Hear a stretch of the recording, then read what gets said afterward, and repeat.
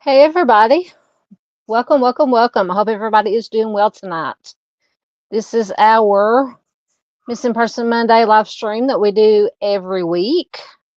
And tonight we are going to be featuring, I think I have 6 or 7 cases from Vermont. And I believe we've been going through the state, so for anybody new, I believe this is the last East Coast state, and then we're going to move over to the West Coast and do all the West Coast states. We've already done the South and the Midwest and all that. So then when we get done with that, we'll probably have to start all over again because unfortunately there's so many missing people.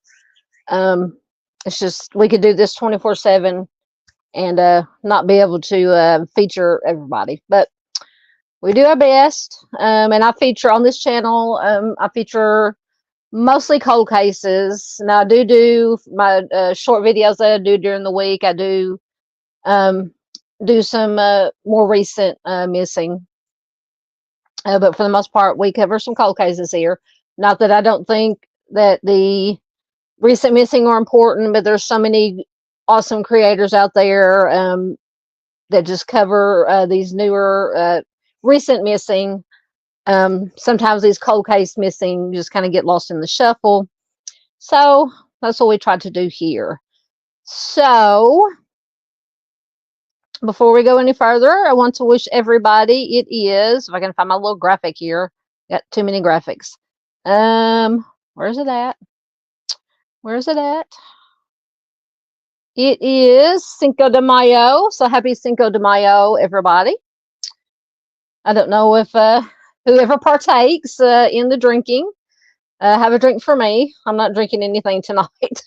And yesterday was my birthday, and I didn't drink anything. So I actually worked yesterday on my birthday part of the time. I wasn't going to work yesterday. I worked all weekend. I think the only day I've taken off in like the past 2 weeks was this past Friday because it was raining. But anyway, I wasn't going to work yesterday, but because I needed to get everything ready for the live stream tonight, but I got it done faster than I thought I could. and everybody else yesterday was either working or otherwise occupied, and I got bored. So I'm like, well, I'll go out and slip some groceries and see if I can make some money. But anyway, but I had a good birthday. Saturday night, I went over to my brother's house, and we had kind of a combination birthday party game night, and I didn't get home till probably almost 1 o'clock. It would have been 1 o'clock Sunday morning. So I missed Dave's live stream, and I hate that. So I'm going to have to apologize to Dave for missing his live stream. But I will be a replay crew, and I will share it on my community tab. And more importantly, today is Wear Red Day in support of missing and murdered Indigenous persons.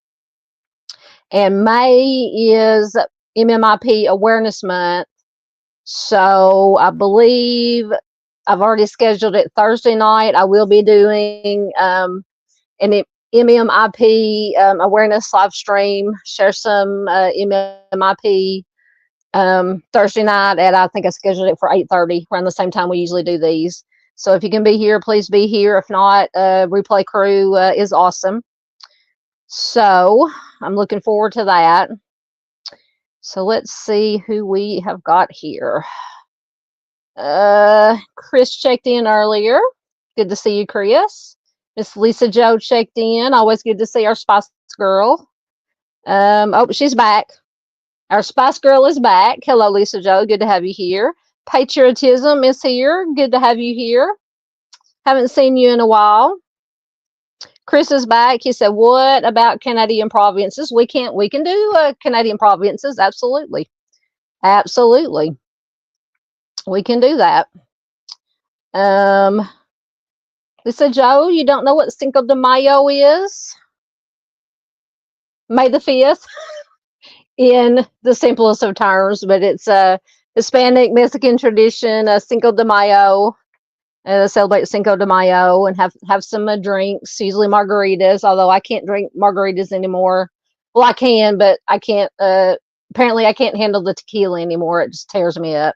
So I have to stick to like whiskey and rum. I have to stick to the daiquiris because I can't take the tequila. My old stomach can't handle it anymore. Patriotism. Yes, has been a member for 2 months. And he says, we want the cow, please. Absolutely. You can have the cow. Let me find the cow. Oh, goodness. Everything is, there it is.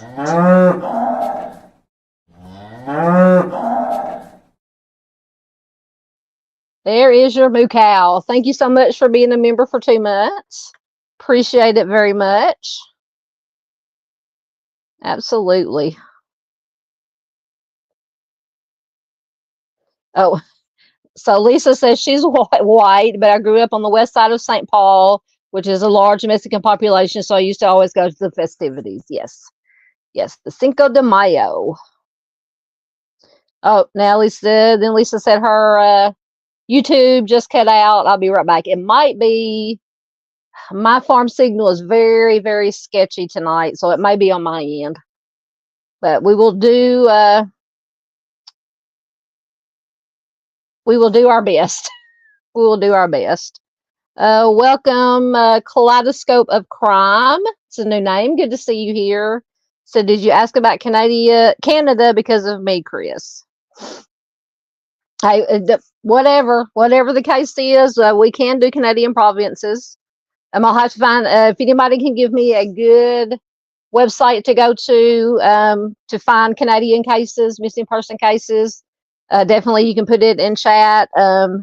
You can put it on a comment on any of my videos or anything on anywhere on my page or channel page, or you can email me at southerngaltruecrime@hotmail.com.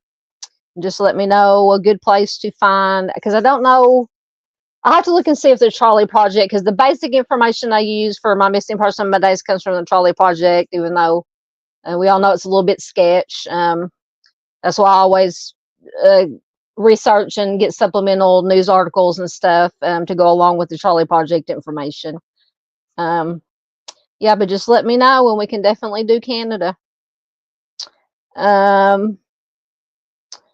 Let's see. Oh, at least Joe is having technical difficulties. She says I pushed it to my TV inside.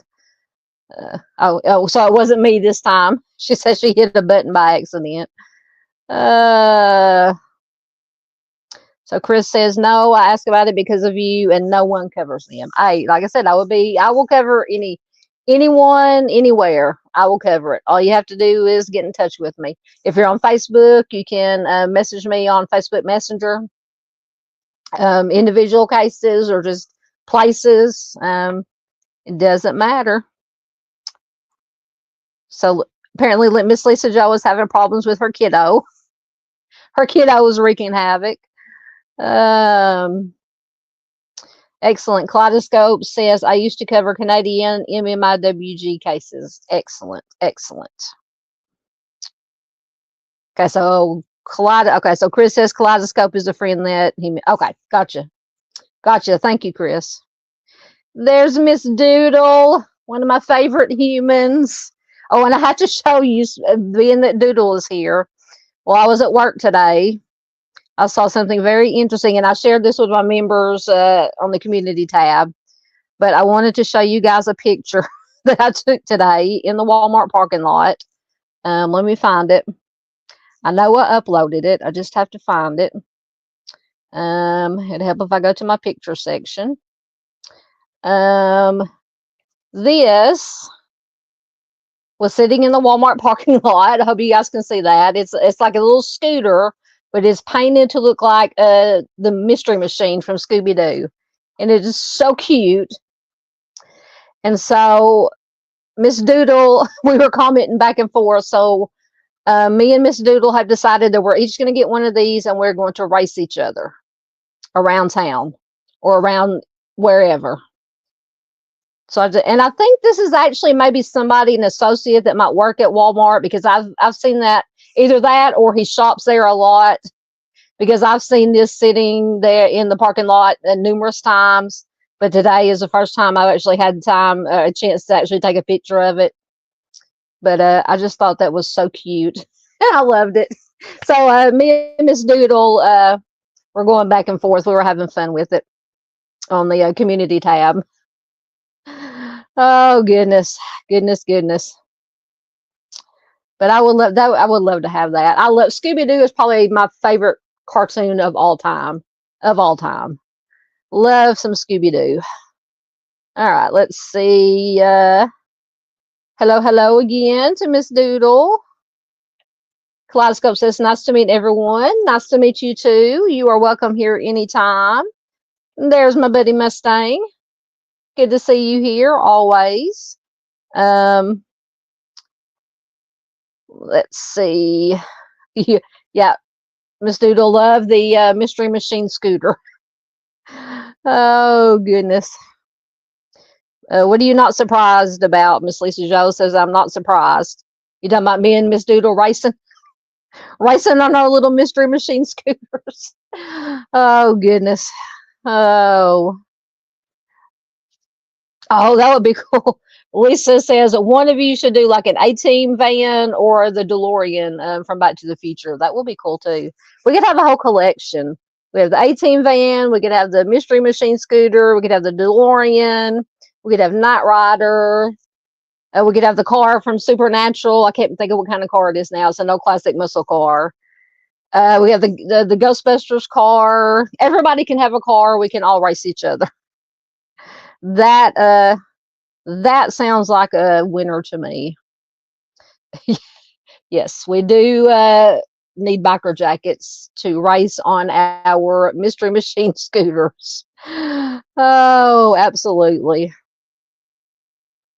Kaleidoscope says, my son needs one of those scooters. In my opinion, everybody needs one of those scooters. That is just like the coolest thing ever. But I wonder, it should get good gas mileage too.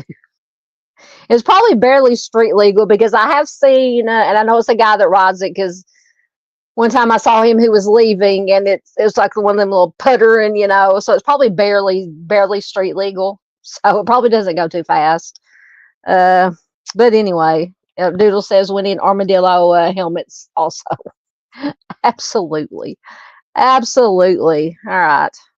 Let me see if there's anything else that we had to discuss before we get started. But I'm glad everybody's here tonight.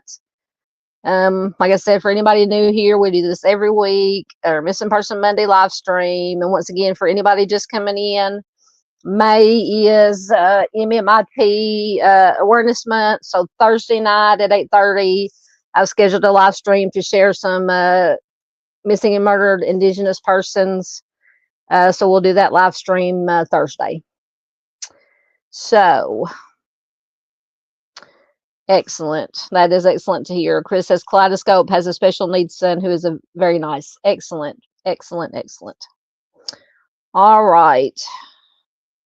I think we are caught up. So I will quit babbling before leaving and we will get started. Get my slideshow up there. There it is. So like I said, let me mark where I left off in comments so I won't get confused. We're doing Vermont tonight. I believe I have 7 cases, I believe. So the first one we're going to take a look at is Marble Ace Arvidson. Let me get his information. Marble has been missing since August 27th, 2011 from Brattleboro, Vermont. He is a white male. He was just 17 years old when he went missing. He will be 30 years old as of 2025. At the time he went missing, he was 6'2" and 165 pounds with blonde hair and blue eyes. His nickname is Marb, M-A-R-B. His hair was shoulder length at the time of his disappearance. That's why I use that particular picture from the Trolley Project because it was shoulder length. He has scars on his arms and body from self-inflicted cuts. So apparently he may have had some issues, and it said that he did smoke at the time that he disappeared. So Marble was last seen at his home, which was on Marlborough Road in Brattleboro, Vermont, on August 27, 2011. At around 1:15 p.m., one of his housemates heard him answer the door and invite an unknown man inside. He apparently left the house sometimes afterwards, and he left a note saying that he was going to go out for a walk and that he would be back shortly. So he was supposed to meet his girlfriend at 4 p.m., but he never showed up. So apparently after this unknown man came, and then Marble left the house afterwards, and I did not say whether Marble and this unknown man left together or if this unknown man left and then Marble left. But he was never seen after that. Didn't show up to meet his girlfriend at 4. So Marble lived with foster parents and another child at the time of his disappearance. He had been in foster care since the 9th grade. And apparently during that time, he had stayed with 2 families, which, considering since he was in foster care since 9th grade, 2 families really is not that bad. I mean, I've heard of, because my youngest nephew is adopted, and before he was adopted, before my brother and sister-in-law adopted him, he was just foster care after foster care after foster care home. So he was still close to his first foster mother, and he did visit her several times a week. All of his loved ones stated that they did not think that he had run away, as this was uncharacteristic of his behavior. They say he was a good student. He was about to start his senior year at Brattleboro Union High School. He was considering colleges, including the University of Vermont. His family and friends stated that he was happy. He had no reason to leave home. No problems that they knew of.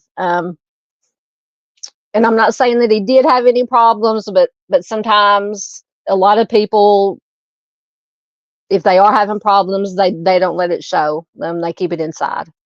And I just say this because, and I don't know how, it could have been older scars, but it did mention he had the scars on his self-inflicted scars from cutting. But that could have been something that was way in his past that he had dealt with, and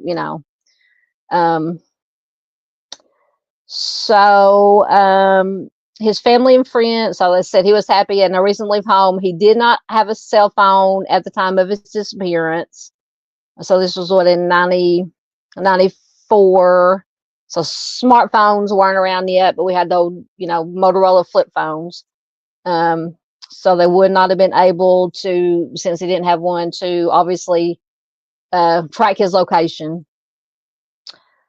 So shortly after Marble was last seen, Tropical Storm Irene flooded most of the county. They said he is an avid hiker, and there was speculation that he got lost or drowned as a result of the flood. They did do extensive searches of the area. It turned up no sign of him or his remains. The person who visited him the day he vanished has never been identified. Now, this person might not have anything to do with Marble's disappearance, but it would be nice to at least have known who it was, to at least he could have been a witness, or he could have had something to do with it. We just don't know. So obviously Marble's case remains unsolved. So if you have any information regarding Marble's case, you can call the Brattleboro Police Department at 802-257-7950. And let me find the article that I had to go along with this. I'm telling you, I'm going to get some new glasses. I cannot see. Okay. Hopefully it won't throw me behind a paywall. So this article is, I don't spill my drink also, is from March of 2021. I believe is a interview or statements from family members. Says almost 10 years ago, Marble Ace Arvidson, 17, left a note on his bedroom door saying that he would return in approximately 30 minutes. And no one has seen him since.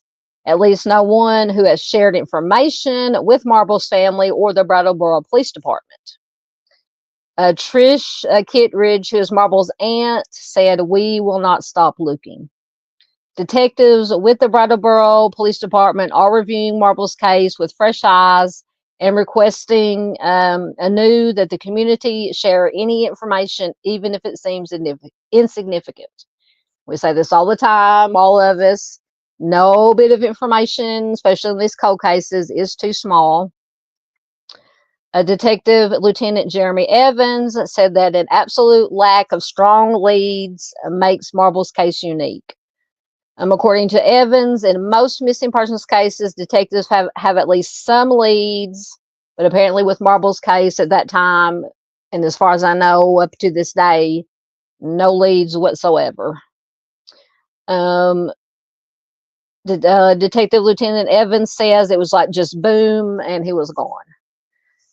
Nobody knows what happened after Marble left his foster home at 503 Marlborough Road on August 27, 2011, with a man who had come to the door of the Red House next to the Chelsea Royal Diner. So I asked before if he left by himself or with the man. Now, according to this article, if I'm reading it correctly, it says nobody knows what happened after Marble left with a man who had come to the door of the house. So I'm going to take it that they left together. Evans confirmed that the man remains unidentified. According to a roommate, Marble greeted the man at the door, a person whom he seemed friendly with. Shortly after that, Marble wrote his note and posted it, put it up on his door, and he left. Marble's family and those working his case all hope that with a decade's worth of distance, people's lives may have changed enough that they now feel comfortable coming forward, even if that wasn't the case at the time of his disappearance. So that is another thing that is kind of a good thing, or is a good thing in these cold cases. As time passes, people who may know something may be who do know something may be less afraid to say something because they've either moved out of the community, the person that they may have been have some information on may have passed away or moved away, or just they don't have a relationship with them anymore. They don't have that loyalty to them, so they're not afraid to say anything. Lost my place. He said that people don't come forward during an investigation for, quote, hundreds of reasons. Marble's mother, Sigrid Arvidson, said that in 2011, detectives did not have enough information to narrow down a location to even start looking for her son. In 2011, searches were organized, but she knows areas were most probably missed. She says, our position as a family is that the biggest priority is finding Marble. It will be a very slim reason to me that anything is placed in front of that.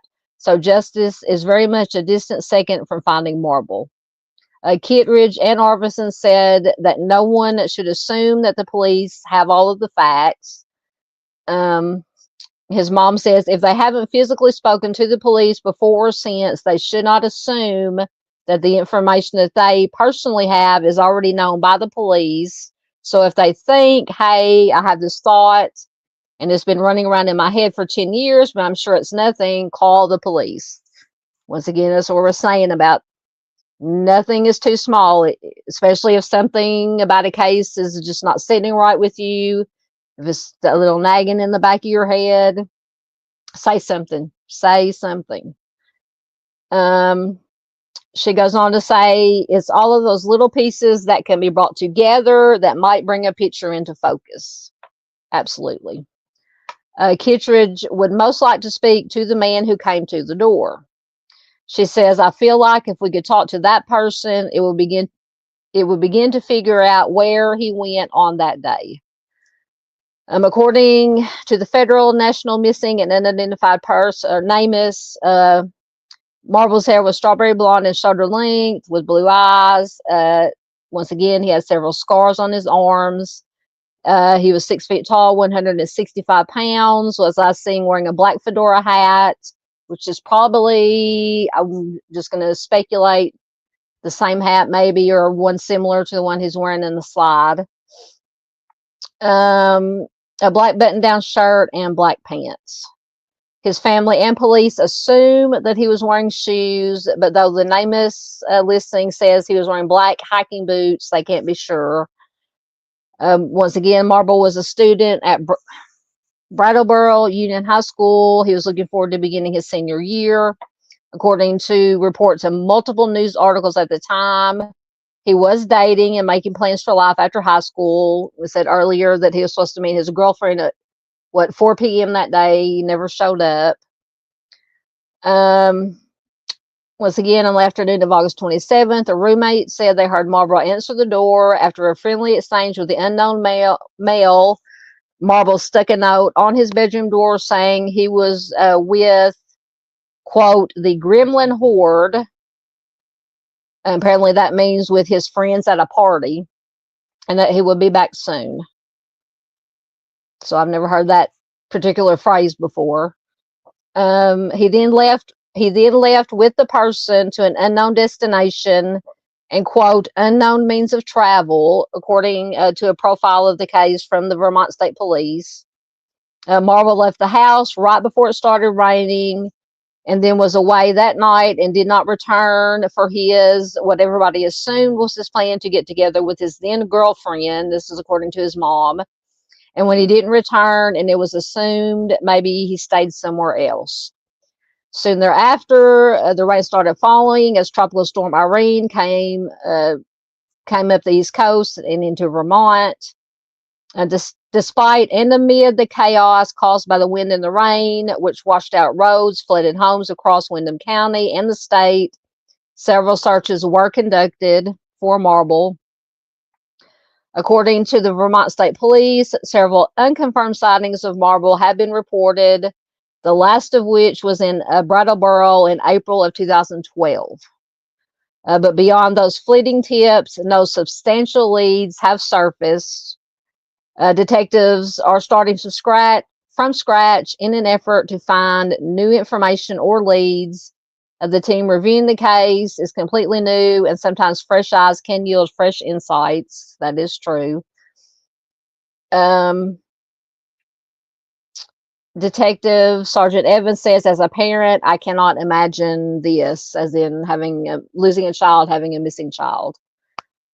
Marble's disappearance was not acknowledged until the next day, and by then the whole community was in crisis because of the storm, a situation that Kittredge, who organized the ground search for her nephew in 2011, said overshadowed those efforts. It is difficult for the community of people who knew him to look back at the days that followed and recall at how so much more attention went to the natural disaster. His aunt says it wasn't really acknowledged until the next day that he was truly missing. By then, the river had breached. At that point, roads were being washed out, power lines were down, the whole community was in crisis, not just this one family. Kittredge said she still feels appreciation for the hundreds of people who did search for Marble and distributed flyers. She says weekend after weekend and day after day, we had families and parents with their kids and all kinds of people coming in from out of town to help us search for Marble. We would, one, want to thank them for that, and two, want to remind them to go back and think about that time. Maybe some little something jog their memory, and then maybe look at it from a new light. Kittredge retired in 2016 after 25 years in the Army. She is now the director of operations for a youth sports camp in Pennsylvania during the summers.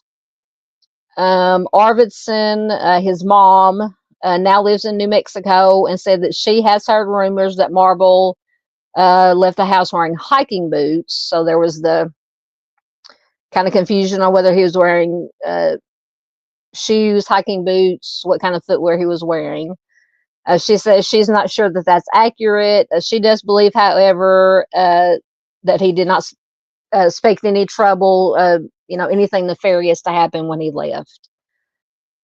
Kittredge's organizational efforts made the physical search for Marble possible. Everyone who showed up at the search headquarters located in the parking lot of the Chelsea Royal was assigned to groups. They received a map, a whistle, a camera. They were briefed on search procedures. Community searchers would walk. They walked riverbanks and trails. They used a canine. She added, his mom said, God bless everybody. She added that most of the searchers were adults, and adults are often not privy to, quote, what she said, the kid world. As a result, she urges anyone who was a part of Marble's social network to share information they have either from August 27, 2011, or from the weeks leading up to it. In 2021, most hear the name Marble Arvidson and immediately conjure a missing 17-year-old. Yet, according to his aunt and mother, Marble was a complex young man who was creative and empathetic and who carried his own struggles some days with more grace than others. Arvidson, his mom, remembers Marble as a presence in Brattleboro. She described him as playful, a creative thinker, an incredible storyteller with a deep capacity for empathy and the profound ability to recognize another's struggle and know how to cheer them up. She recalled how her son would interact with strangers who looked like they needed help or needed a lift. She said Marble had a flamboyant streak and fostered his own style. She remembers that he used to carry a baby spoon in his coat pocket just because he thought the tiny utensil was cool. He understood suffering, and he understood that laughing helps. Kittredge, who was his aunt, smiled while she listened to her sister's recollections. According to the name of his profile, Marble left the house that afternoon, once again wearing a black fedora. Marble always wore the distinctive hat from Guatemala. According to his aunt, she says he always wanted to make a statement. She described him as goofy and jovial and as someone who could connect with anyone, recognizing what it would take in that moment to make a person feel better. His aunt says, so he was somebody who was not afraid to embrace the day or embrace life, even though on many levels he struggled figuring out where that was going for him and where maybe he felt comfortable or not in those struggles. So to me, just my opinion, it sounds like he maybe was better at helping other people with their problems than maybe helping himself with whatever he may have had going on. Now, that's just my opinion, just an observation. Arvidson, his mom, said that sometimes Marble's kindness and his struggles led him into unknown situations, acknowledging that there are people in this world who would want to take advantage of helpful and empathetic people like him. That, unfortunately, is very true. She acknowledged that some of her own struggles were why he was, quote, receiving help out of the home and living with a foster family. But her son's status, quote, as a foster kid and his disappearance during a catastrophic flood both bother her, who feels that people have made too many assumptions. It does never sit well that people describe as unfortunate the fact that Marble disappeared so close to the tropical storm. His mom says that she is still angry that at the time the flooding and recovery efforts received more press than Marble's disappearance. She also believes that if Marble had been a blonde, blue-eyed girl, what they call it, the missing white girl syndrome, people would have worked harder to solve the mystery. She said people probably still react to Marble's story with bias. She says there's been a lot of assumptions made that have not helped the situation or the investigation at all. So as of when this article was written, which was, what did I say, 2000, to go back up here, 2021, so 4 years ago. Now I lost my place again. So Marble Arvidson, when this article was written, it said now he would be 26 years old. I believe it's 30 years old now. Talking about his disappearance was difficult enough for his aunt and his mom, but talking about where he could be now is heart-wrenching for them. Both stifled tears when mentioning the scenario that he might still be alive and unable to return to them. His aunt says, we don't believe he left willingly, and I don't like to imagine the scenario that would allow him to still be alive and held against his will out there and not be able to come back to us. She added a direct message to Marble with a fierceness in her voice. She says, if you read this, know that we love you and that we are looking for you. There are still some who believe that Marble left of his own free will, that his complicated relationship with family left scars both physically and emotionally. One of Marble's high school friends offered the Commons, which is the website I'm reading from, this theory, characterizing him as, quote, scary smart when it came to personal relationships. The friend also added Marble had the intelligence to run and not get caught, adding that he, quote, knew how to get what resources he needed from various people. If Marble is alive and happy and left his old life behind a decade ago voluntarily, his mom says she would be happy for him regardless. She says, I mean, if you've got something cool going on, high five, man. She suggested that he could potentially turn himself in and receive the reward. I don't know if you can do that. Now, at that time, was $10,000 that has been raised for information leading to his location. She said, you can get the effing reward money for finding yourself. How cool would that be? But then she conceded that kind of sounded a little bit ridiculous. But she said that whatever the situation, she just wants Marble to know that he is loved no matter what. His mom said that in August, if the pandemic situation had allowed and Marble's whereabouts remained unknown, the family would hold a memorial service for him. They still hope that won't be the case as they push for progress on Marble's disappearance. His mom begged from the bottom of my heart for anyone with information to come forward without fear of being presumed guilty in any way. She says, I'm his mom. I want to find my boy, and I miss him. I love him. He deserves to be found. I know that was a long article, but I just always like to find, especially interviews with family members. And whew, these ones with these mamas, they get me. They get me every time. All right, let's see. How many people snuck in here on me while I was reading all that? You get down to where I was. Stop my cam for a minute. Get me a drink after reading all that. All right, so I was right there. Oh, that's very understandable, Kaleidoscope. Absolutely. Absolutely. Yeah, we all had to take breaks. I took about a 3-week break.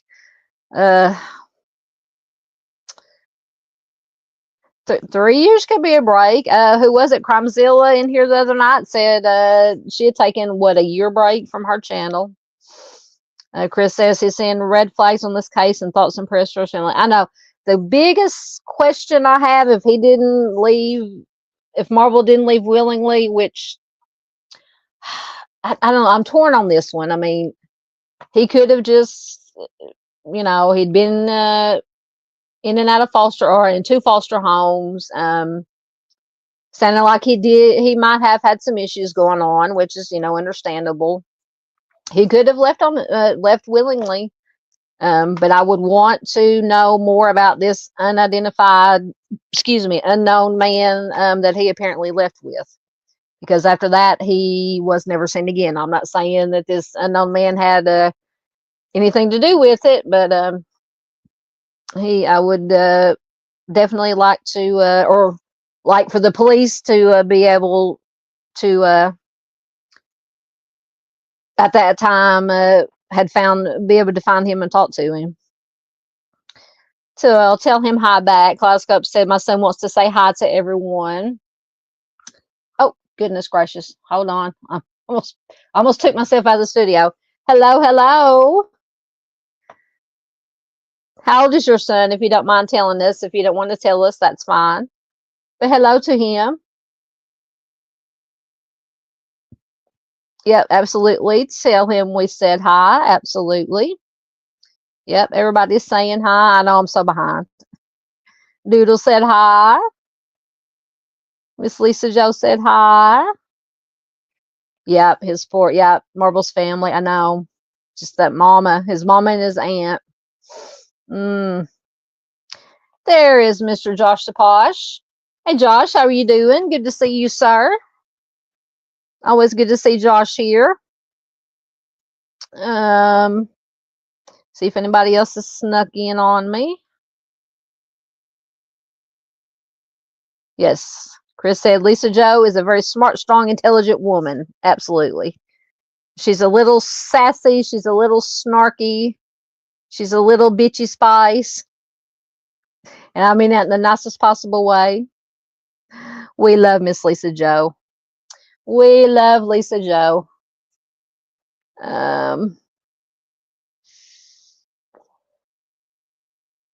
Let's see. Oh, there's Miss Paula. Hey, Miss Paula, you're fine. You're not late. I always get started late. Good to have Miss Paula here. Please check out Miss Paula.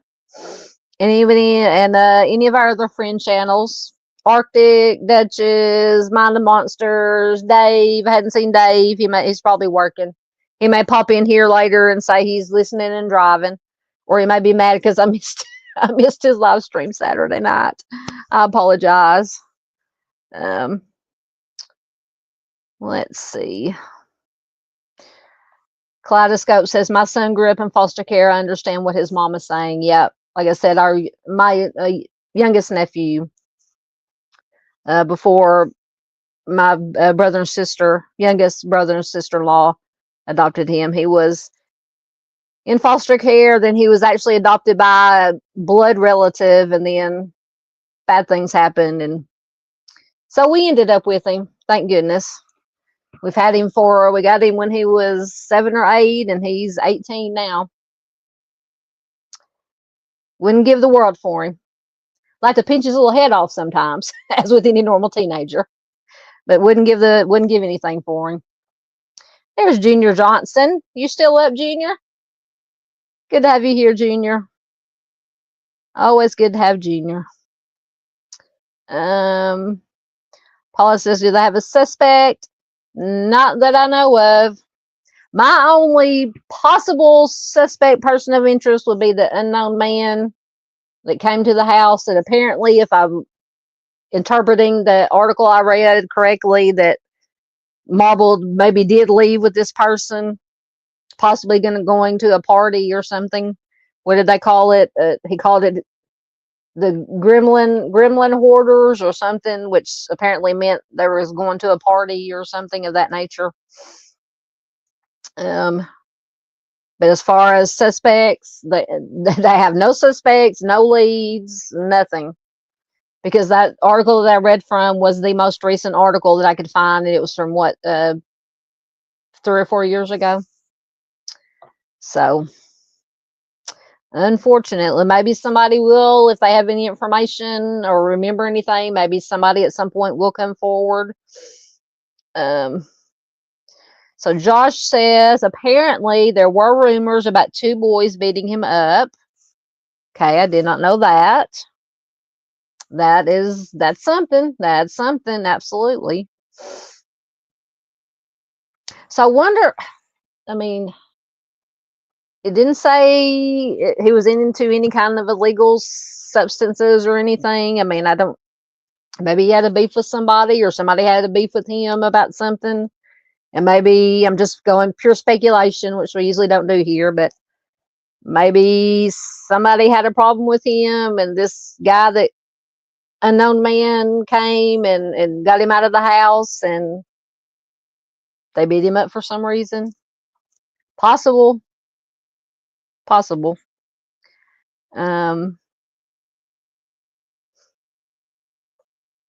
Yeah, that's also the thing with that. Yeah, the tropical storm came in, just made it so hard.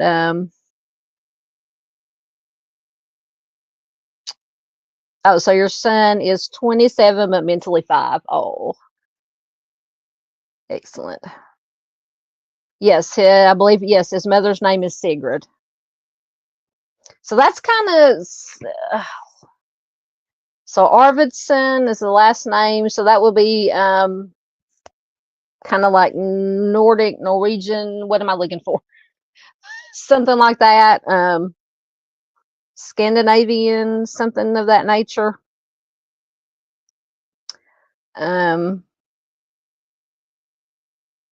Okay. So Josh says, she says, I'm assuming you mean his mom, in an article in the Rutland Daily Herald, that she named him Marble because she loved marbles. I was wondering about that name. I like that. I've never heard anybody named Marble, but I like that. Yes. Irene. Yep. Was a hurricane, tropical storm. Thank you, Miss Doodles. She has got, there it is. Miss Paula's link in there. Thank you so much. Chris said he kind of remembers this case. All right. I think I am caught up. Really, Josh says, oh, where'd it go? Josh says, I had a great Aunt Marble. Was that a real name or a nickname? Either way, I like that. I like that. You're more than welcome, Miss Paula. Absolutely. All right, let me get another quick drink and we will move on to the next case. Oh, Lord. And I drank, it's hot today, which is not as hot as it is going to get here in Arkansas, and I drank just water all day, and I still feel like I need more water. Okay, Josh says, I'm not sure if it was a nickname. I just knew her as Aunt Marble. All right. Okay. So let me mark right there. Next, we have Nancy Gail Erickson. Let me get her info. Hold on.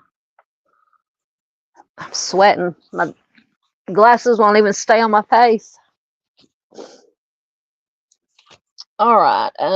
Where is her information? Goodness gracious. There she is. Okay. This is Nancy Gail Erickson. My hair is all out of sorts tonight. She's been missing since October 3rd, 1973, once again from Brattleboro, Vermont. She is a white female. She was just 21 years old when she went missing.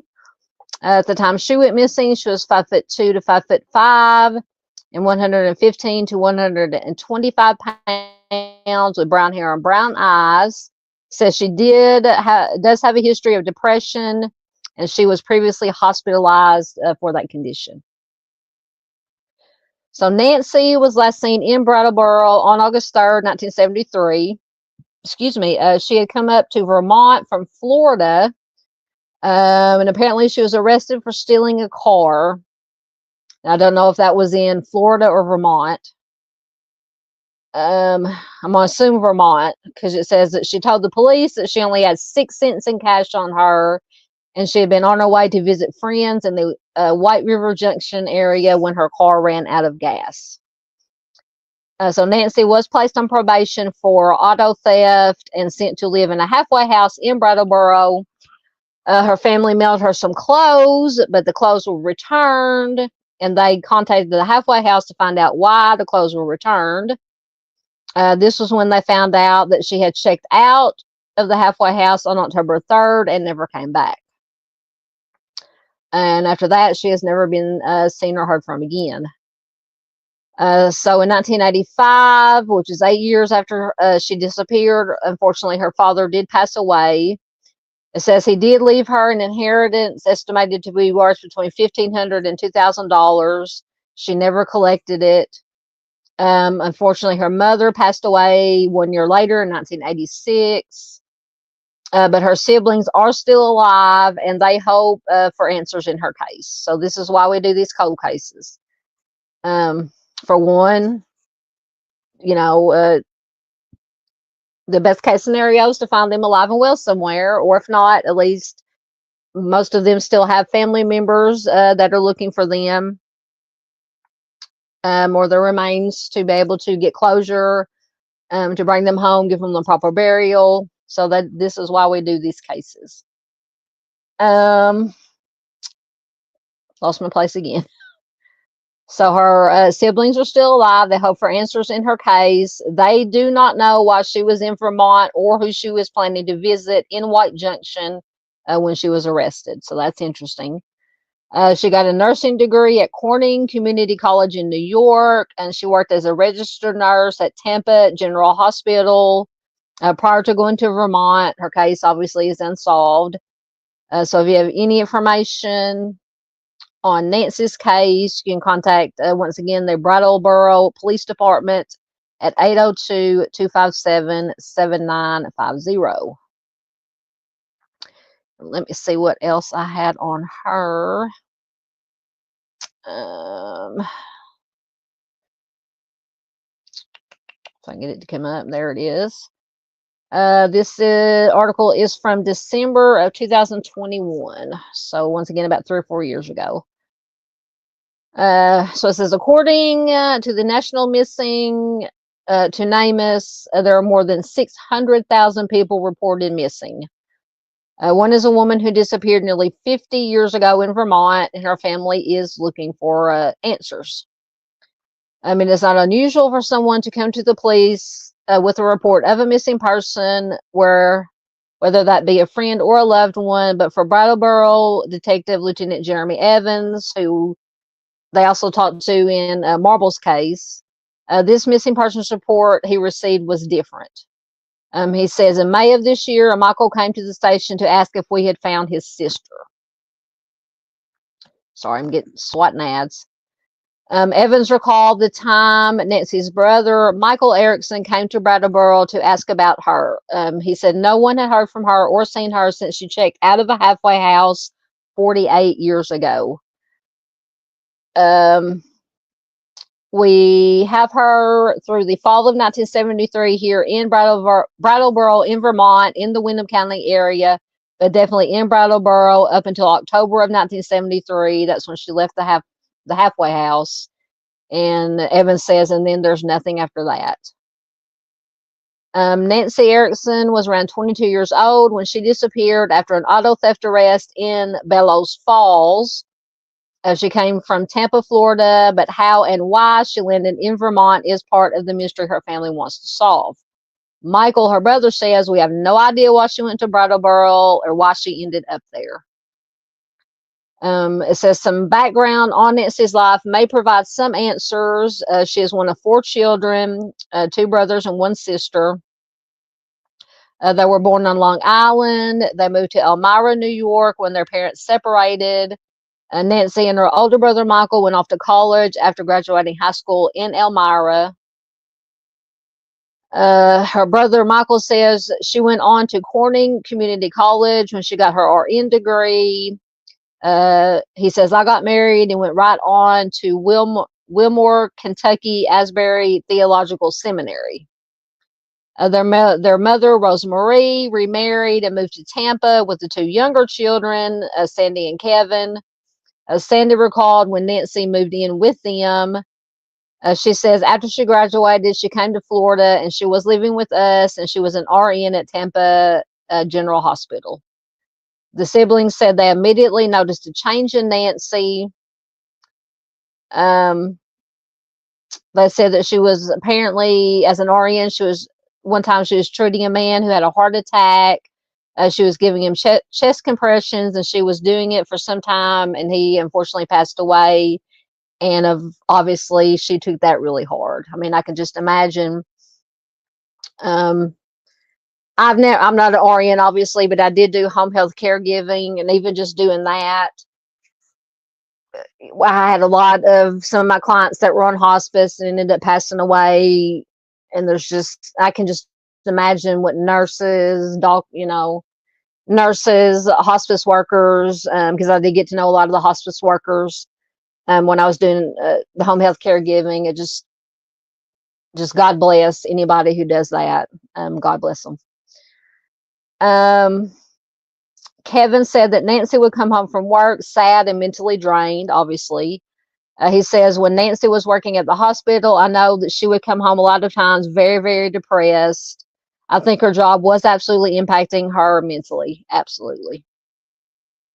And also a lot, let's see, I think 2 or 3 of the clients I had, actually their daughters were nurses. And then I had one client that I worked with that their mom was a doctor, actually. So yeah, it's just, you can imagine if you're a nurse or a doctor and you're working with patients all day, and then you come home and you're having to do caregiving for a family member. It's just, I just can't imagine. I can't imagine. I know it was hard enough for me, and I was just, was there, 5 to 8 hours a day with a client. It was just very, very mentally draining, but very rewarding at the same time, if that makes sense. So Eslick, which I believe is her brother or one of the siblings, said that at one point she had her sister admitted to the hospital for her well-being. She came home, and I was the only one home, and she came into our room and she started packing her big duffel bag. I said, "What are you doing?" And she said, "I'm leaving." The trail led to Vermont, where their mother got a call from the Bellows Falls police. Her sister said, my mother got a call that she was up in Vermont and she had gotten arrested for taking somebody's car. According to the Brattleboro Reformer, Nancy was charged with stealing a car in Putney in October of 1973. In the article, Nancy tells police that she only had 6 cents to her name and that the car she was driving had run out of gas. She said that she was on her way to visit friends in White River Junction. Now, if there's anybody in here familiar with this part of Vermont, I just wonder how far it is from Brattleboro to this White River Junction, how long of a distance it is. But her siblings have no idea who she was going to visit. And her sister says it was just like that, and she disappeared. Nancy could have faced 2 years in jail, but instead the district judge placed her on probation for up to 2 months. She was placed in the halfway house in Brattleboro, and that was the last place that she was seen. Her sister says, my mom and I went and bought a couple of outfits and we shipped them to her up to the halfway house. She says it was like a week later, a month later, and those packages came back. And my mother tried to call to find out what was going on, and that's when we found out that she had left the halfway house. The last thing family members received was Nancy's W-2 forms from the Brattleboro retreat where she worked. Detective Evans said that was a little odd. When their father passed away in 1985, Nancy received a share of the estate. To this day, she has not claimed that money. Her brother Michael says he just may have got $1,500 or $2,000 apiece for each of the kids, and Nancy never collected. Once again, their mother passed away a year later, still not knowing where her daughter might be. To me, that's just the saddest part. So when you have mother, father, family members, loved ones who end up passing away without ever knowing what happened to their loved one, where they're at, never being able to bring them home.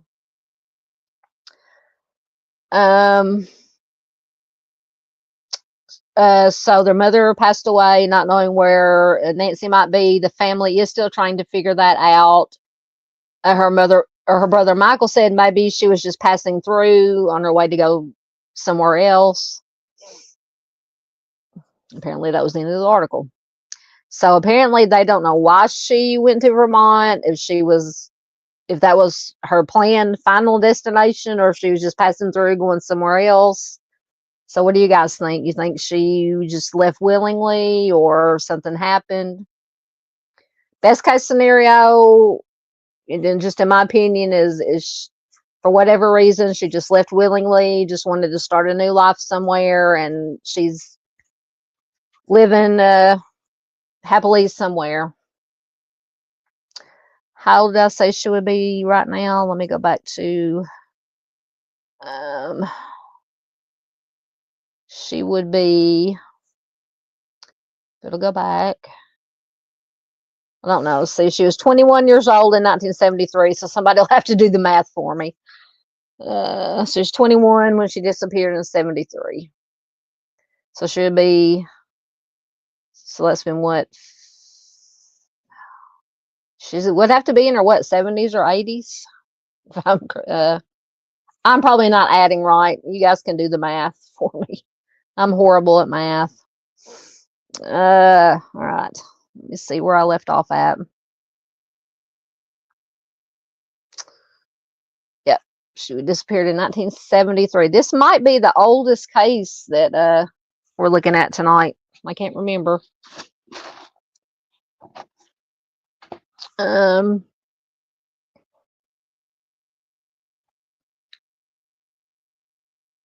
talking about 1973 class goes to say, gosh, that's before I was born. Unfortunately, that was 2 years after I was born. I was born in 71. Oh, Miss Doodle, watch out. Echoes. He was in the house. I'm a little bit behind. Echoes is in the house.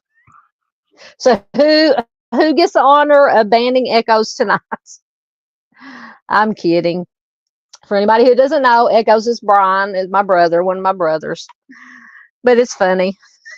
I think all of my mods at one time have either, I know Doodle has for sure banned him or timed him out. So now they take bids on who's going to put Echoes in timeout when he shows up. But hey, Bubba, I hope you're doing well tonight. I hope the missus is doing well. And that picture that you sent me of the, was it the pulled pork or the brisket that you fixed? Looked delicious. You should have FedExed me some. It looked really good. Yep, Chris knows who Echoes is. Yes. Yep, that is. Echoes is my brother. Yes, he is the middle.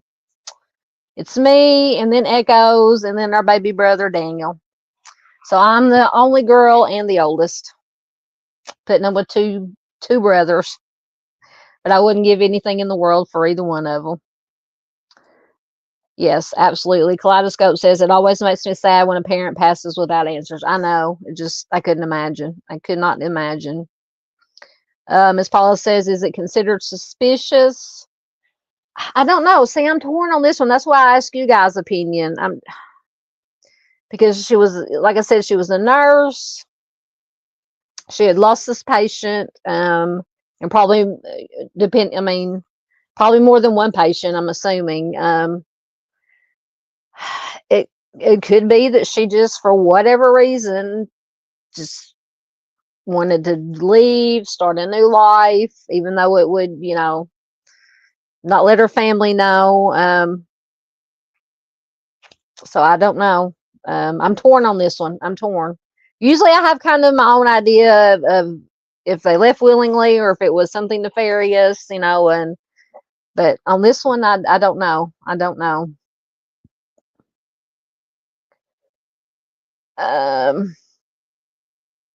Absolutely. Chris says thoughts and prayers. Absolutely. Yeah, okay. Yep. Both my brothers are nice looking. Oh, Chris is a youngin'. Chris says, I'm familiar with this case as well, but it happened 11 years before I was born. It only happened 2 years before I was born. Oh, Josh, when are you going to start your channel, dude? Because you are so good at researching. Because he says, goodness, there's more than one Nancy Erickson in Brattleboro, Vermont. Josh, you got to get your thing going. Oh, Echoes. He's in Minnesota. He says, I have a friend in Bellows Falls. Really? How far away is that from you? Oh, what did I do? There we go. Paula says, did she have a boyfriend? Not that it mentioned. Not that it mentioned. I don't think it mentioned it. Let me look right quick once again. I didn't mention any. Just says she come to Vermont from Florida. She's arrested for stealing the car.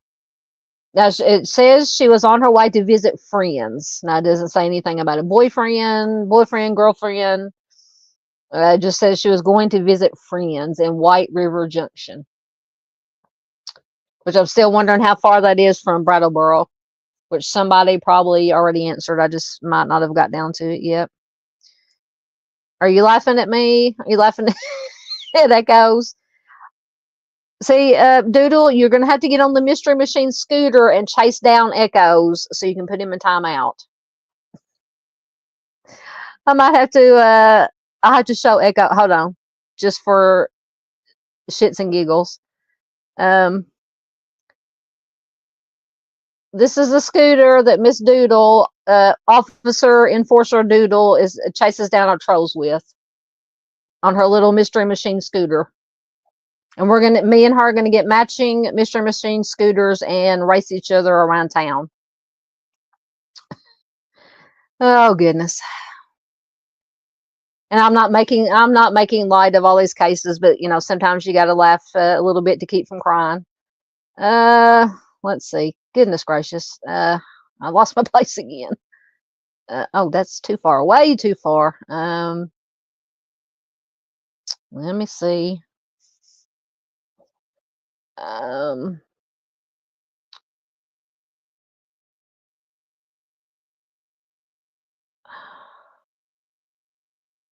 on.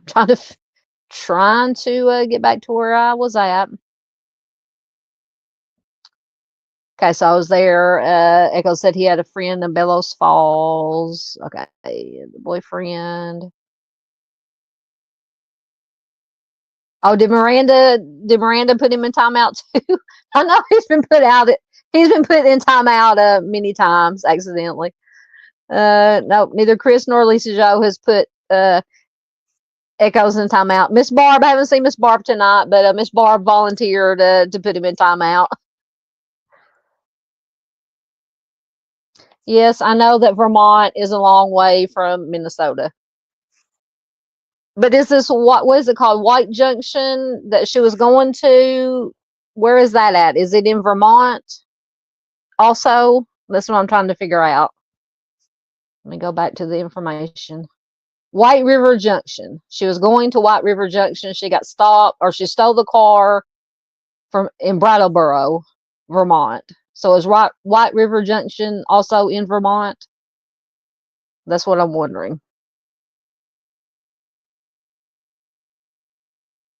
Excellent. Josh says, I'm putting it together, talking about his channel. The semester's almost over. As soon as I put in grades, I will start working on it. Excellent. I can't wait. And I'm going to volunteer myself to be a guest at some point on your channel. I just like inviting myself to other people's channels. Oh, yep. Yep. Doodles on the mystery machine, Scooter. Paula says she's been to Vermont. I'm trying to think if we might have passed through Vermont. I don't know. I can't remember. Are you talking about why did she steal you said guy, did you mean car, Miss Paula? Apparently she stole the car because she told the police that the car she was in ran out of gas and she only had 6 cents to her name. Yeah, the car.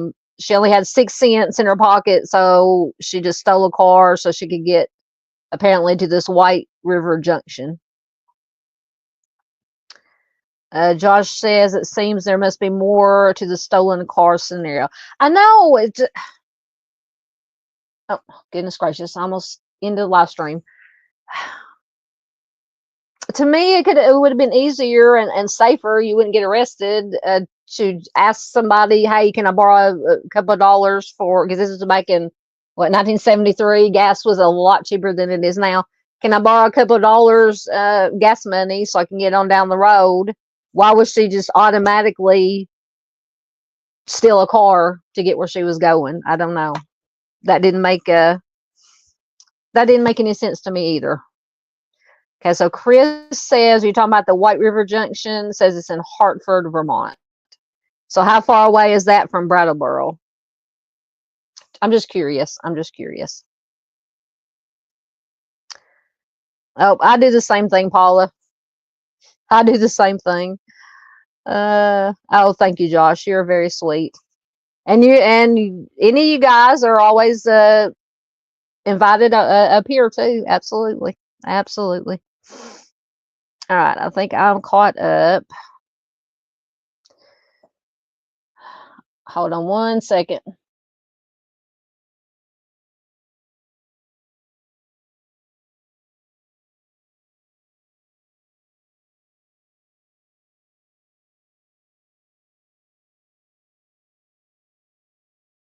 Sorry, I had to blow my nose. Okay,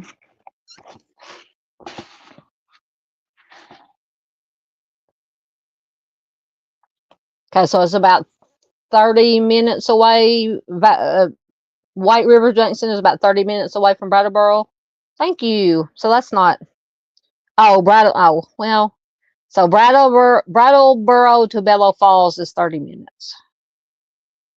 Okay. Thank you. All right. So we'll see who we have next. Next, we have Craig Eugene Alexander. Hold on. Oh, you looked up the wrong thing. Thanks, Echoes. Okay, so Chris says it's an hour and 1 minute from White River Junction to Brattleboro. Thank you. One hair? It's 1 hair. Echo says it's 1 hair away. I know, 1 hour. All right, so that's not far. That's not far. Okay, thank you. Thank you. All right. So this is Craig Eugene Alexander. Let me, there he is. It's hot in here tonight. So Craig has been missing since January 28th, 1985 from Burlington, Vermont. I have heard of Burlington, not heard of Brattleboro. Is a white male. He was just 24 years old when he went missing. At the time he went missing, he was 6'2" and 150 pounds with blonde hair and blue eyes. He had a beard and mustache at the time of his disappearance, and he did wear glasses. So that's why I included that picture, because they only had two pictures on Charlie Project, and that one looked more like the description of when he went missing. He was last seen wearing a blue parka with white lining and white trim. So he did suffer from pneumothorax, which is apparently a collapsed lung, sometime before his disappearance, but he had recovered from that by the time he went missing. So Craig was last seen in Burlington on January 28, 1985. He left his parents' Berlin, New Hampshire residence after packing his car in order to return to college. He is known to have arrived there back at the college. He parked his green Mazda in front of the Lane Press offices in the 300 block of St. Paul Street. He then walked to a friend's home, which was just a few doors down. He left his friend's residence at around 11 p.m., and after that, he was never seen or heard from again. 4 days later, his Mazda was found buried in the snow where he had parked it. So apparently, obviously, so it said he parked his Mazda at the Lane Press offices, and then that's where they found it buried in snow. So at least the car didn't go anywhere after he parked it at where he parked it at. So in addition to being able to drive a car, he also knew how to ride a motorcycle. His family stated that they do not believe that he would have chosen to walk away willingly out of his life, particularly without a vehicle. That would have been pretty hard. Authorities believe that he was taken against his will. A few details, unfortunately, are available in his case. But if you do have any information, you can call the Burlington Police Department at 802-540-2229. And let me see what I had on him. So we're on Craig, right? Yes. I think I was just able to find on Web Sleuth, which is a good Web Sleuth. So you guys probably use it if you research you guys who research cases. This is just I have to enlarge it so I can read it. A scan in that somebody scanned in under his thread on Web Sleuth. Says missing adult, and it is from June of 1986. So who went missing in, I can't remember. So it says Craig Alexander's parents hoped last year's spring thaw would bring a clue. Alexander, then 23, had picked up his car, grabbed the leftover pizza from the dinner table, and rushed out on a snowy evening, January 22nd, 1985, to drive back to college in New Hampshire. 4 days later, Gene Alexander found his son's car buried under a drift in front of the Lane Press building in Burlington. Now, I wonder why he parked it in that particular place. It did not, anything I could find, which was not a whole lot, it did not mention why he parked in that particular place. His dad says, after a month, we didn't think we were looking for a live person. Alexander's parents waited for the snow to melt, hoping that if he had been killed, they would at least find the body, but there was no trace. His mother, Lynn, says there's not much sense in hoping week to week that they will find him. Just like the MIAs, you can't conclusively say that he's gone. Although nationwide efforts have sprung up to find the missing children, finding a missing adult presents a number of difficulties for families and for law enforcement officials. In Vermont, 43 adults were reported missing. When did I say this was? In 1986. 43 adults were reported missing that month. About half of them were found, according to Lieutenant Richard Boyden, who is director of the Crime Information Center in the state. If those under 18 are included, about 55 to 80 persons are reported missing monthly. Because adults have the freedom to pick up and leave. No. Hold on. I hit a wrong. Oh, there we go. Okay. Now I have to find my place again. Because adults have the freedom to pick up and leave. Disappearances do not break any laws. Police in many states do not start searching for a missing adult for 24 hours. But if they tell you that they can't look for them before 24 hours, that's not true. They can. Missing children, unlike adults, are seen as being defenseless, according to Linda Barker, Executive Director of Washington Victim Witness Services, a private nonprofit group.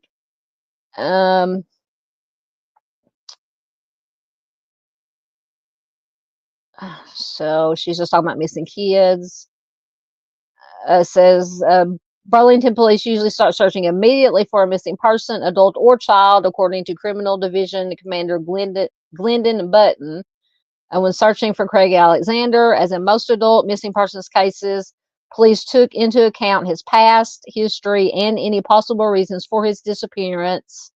Button said he was not a particularly adventurous type, according to his parents, and was really much too fond of creature comforts to risk roughing it on his own.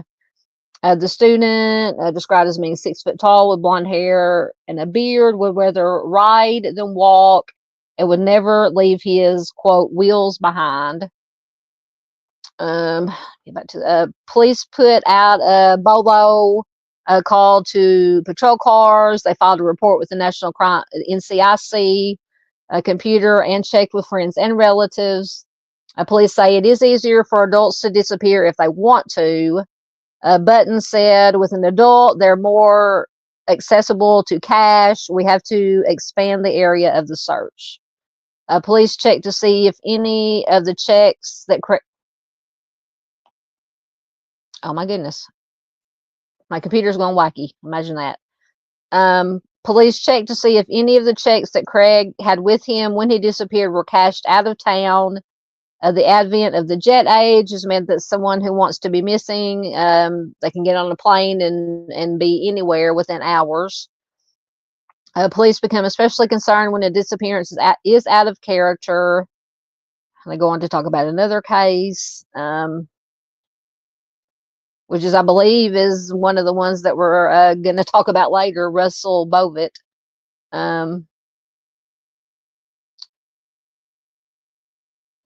Let's see if it has anything else about Craig.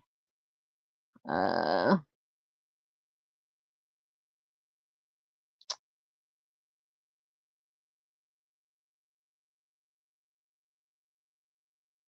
that was all about Craig. So that was just, that's all they had about Craig. So that's just a little bit about, so apparently he wasn't the adventurous type. He didn't like to walk. He said he'd rather ride than walk. So it's unlikely that he would just taken off on foot, according to his parents. So that makes me even more wonder about the car.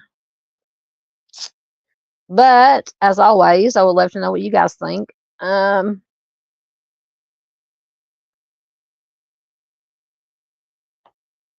don't know, why do I have some? Oh, I keep forgetting to. Okay. Anyway, back to where we were at.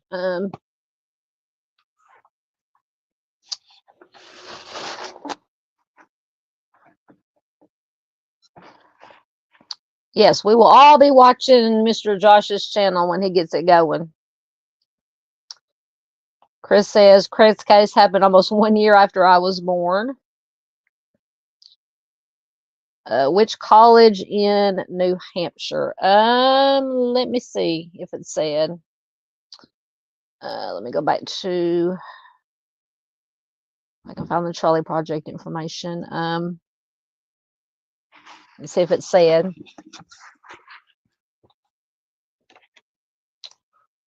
Um,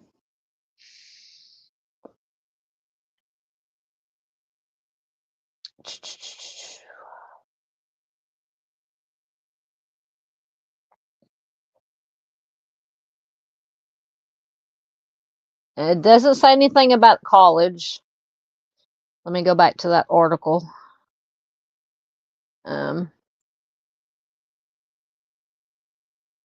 Did it mention anything in that article about college?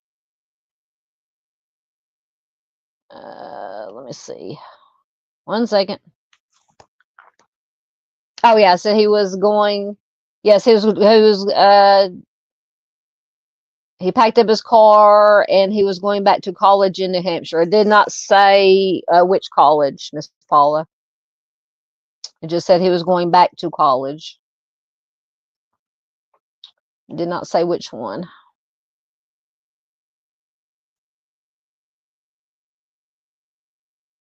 Oh, we're reading the same article? Great minds think alike. Yep, he left his. Yep. So I wonder why he left it at that particular place. If that had any, how, if it was just a random place or if he had a connection to it for somehow. I mean, I'm just assuming that he wasn't working. He was in college. So I wonder why he left it at that particular place. Yeah, that's Lisa Jo's job. She says, I'll come in the comments and talk shit like I do everywhere else. Yes, it's very strange. I don't know. Why would you leak? Well, it said it snowed. I guess it snowed after he left because it said, what, the next day, or no, 4 days later, I think it was, they found the car buried in the snow where he had parked it at this press office building or whatever it was.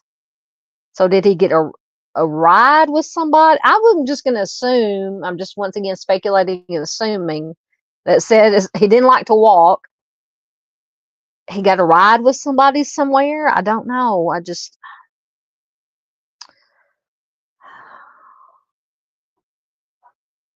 Oh, Lord. Yep, exactly. Josh says this case makes me think of Maura Murray. Absolutely. Yep. Yep. Dave, out on the prowl, obviously has covered Maura's case. He actually Dave went to where they found her car at, I believe. Yeah, it's just weird. I mean, it's just like he vanished in the thin air. I'm just, in my opinion, he got a ride with somebody somewhere, but who and why, I don't know. Don't know. All right. So we will mark right there. All right, next we have Brianna Alexandria Maitland. And I think this one maybe kind of people think it's connected to Maura Murray. I think, speaking of Maura Murray, I could be wrong. I might be thinking about another one. Let me find her information.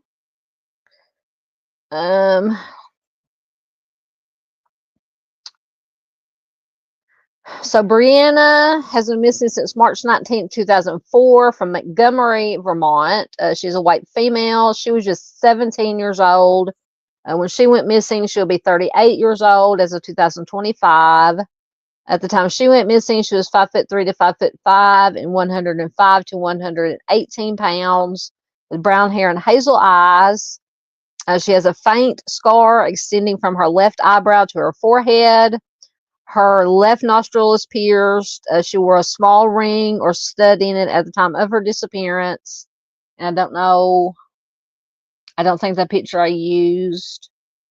Actually, none of the pictures shows the stud. She wears contact lenses, but they were left behind when she vanished, and her nickname is Bree and B. So Brianna was last seen at her dishwashing job at the Black Lantern Inn in Montgomery, Vermont between 11:20 p.m. and midnight on March 19, 2004. Her co-workers asked her to have dinner with them. She declined. She said she was tired and she had to get up early to go to her second job as a waitress in St. Albans, Vermont.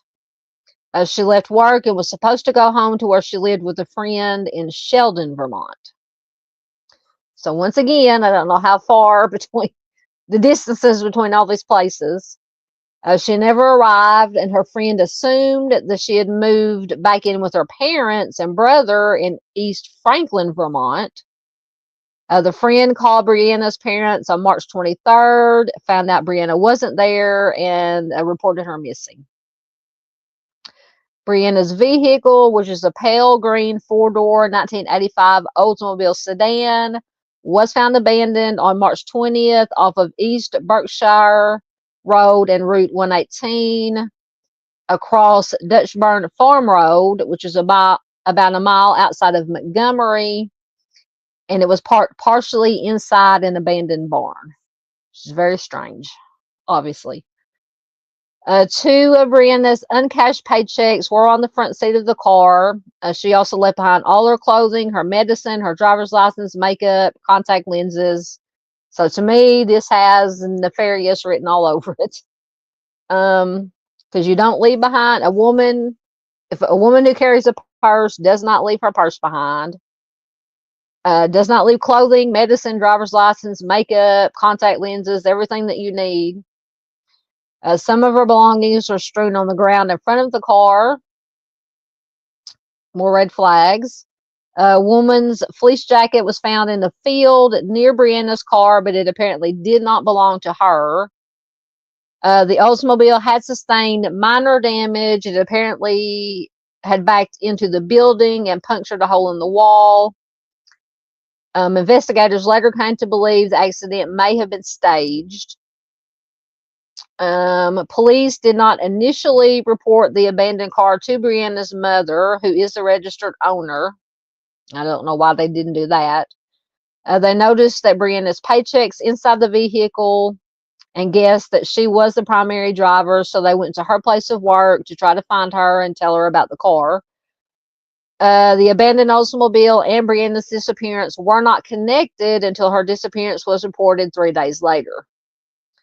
So there has been some speculation that Brianna's disappearance is related to the disappearance of Mara Murray. Mara was a nursing student from Massachusetts who vanished February 9th, 2004 in Haverhill, New Hampshire, after getting into a car accident. She has not been found. It says Haverhill is only about 90 miles from Montgomery. The FBI met with local authorities to discuss possible links between the cases. Both Murray and Brianna are attractive, brown-haired young women. They both disappeared after car accidents in which their cars were left behind with personal items inside. However, the FBI and local law enforcement concluded that, despite the apparent similarities, Mara and Brianna's cases are probably not connected to each other, but this theory is not being entirely ruled out, but investigators believe that it is unlikely. About 3 weeks before Brianna disappeared, she was reportedly attacked by a female acquaintance in front of several witnesses. So that would make sense because I said earlier, let me get back to it, that a woman's fleece jacket was found in the field near the car, but it apparently did not belong to Brianna. So, possible that it could belong to, just speculating again, it belonged to this female acquaintance that attacked her. So 3 weeks before she disappeared, she was reportedly attacked by a female acquaintance in front of several witnesses. The reasons for the assault are unclear. Brianna did not try to defend herself, although she has had several years of martial arts training. So why not defend yourself? After the attack, she went to the hospital and received treatment for facial cuts, 2 black eyes, and a concussion. She did file a criminal complaint against her alleged attacker. The case was still pending when Brianna disappeared. After she vanished, the district attorney dropped the complaint against the objections of Brianna's parents. There is a possibility that Brianna left of her own accord. She mentioned to friends her plans for possibly making a short trip out of the area. But to me, I would, in my opinion, no, because your car is found partway in the barn, hit the barn, you left behind everything, clothes, purse, makeup, medication. If you're going to go on a trip, you would take all that with you. She is described as an independent, restless young woman who is unhappy in her rural surroundings, and she had run away before. So how was she? 17? Okay, so 17. Let's see. Brianna passed her GED exam on the day of her disappearance. She planned to attend college part-time. Authorities believe she was a victim of foul play, and her disappearance is probably substance related. It says that substances are very common in the Montgomery area. Brianna's parents also think that she came to harm, but they maintain their daughter was not seriously involved with substances, and they were not a factor in her disappearance. Now, I'm not saying that she was or wasn't doing substances, but a lot of times, unfortunately, parents don't know. They're not aware by no fault of their own. Her parents separated after her disappearance. Her mother now lives in New York. Some agencies report that Brianna vanished from East Franklin or Sheldon, Vermont. So if you have any information in Brianna's case, you can go to 524-5993. Let me see what I had on Brianna. So I think this is an interview or statements from her father.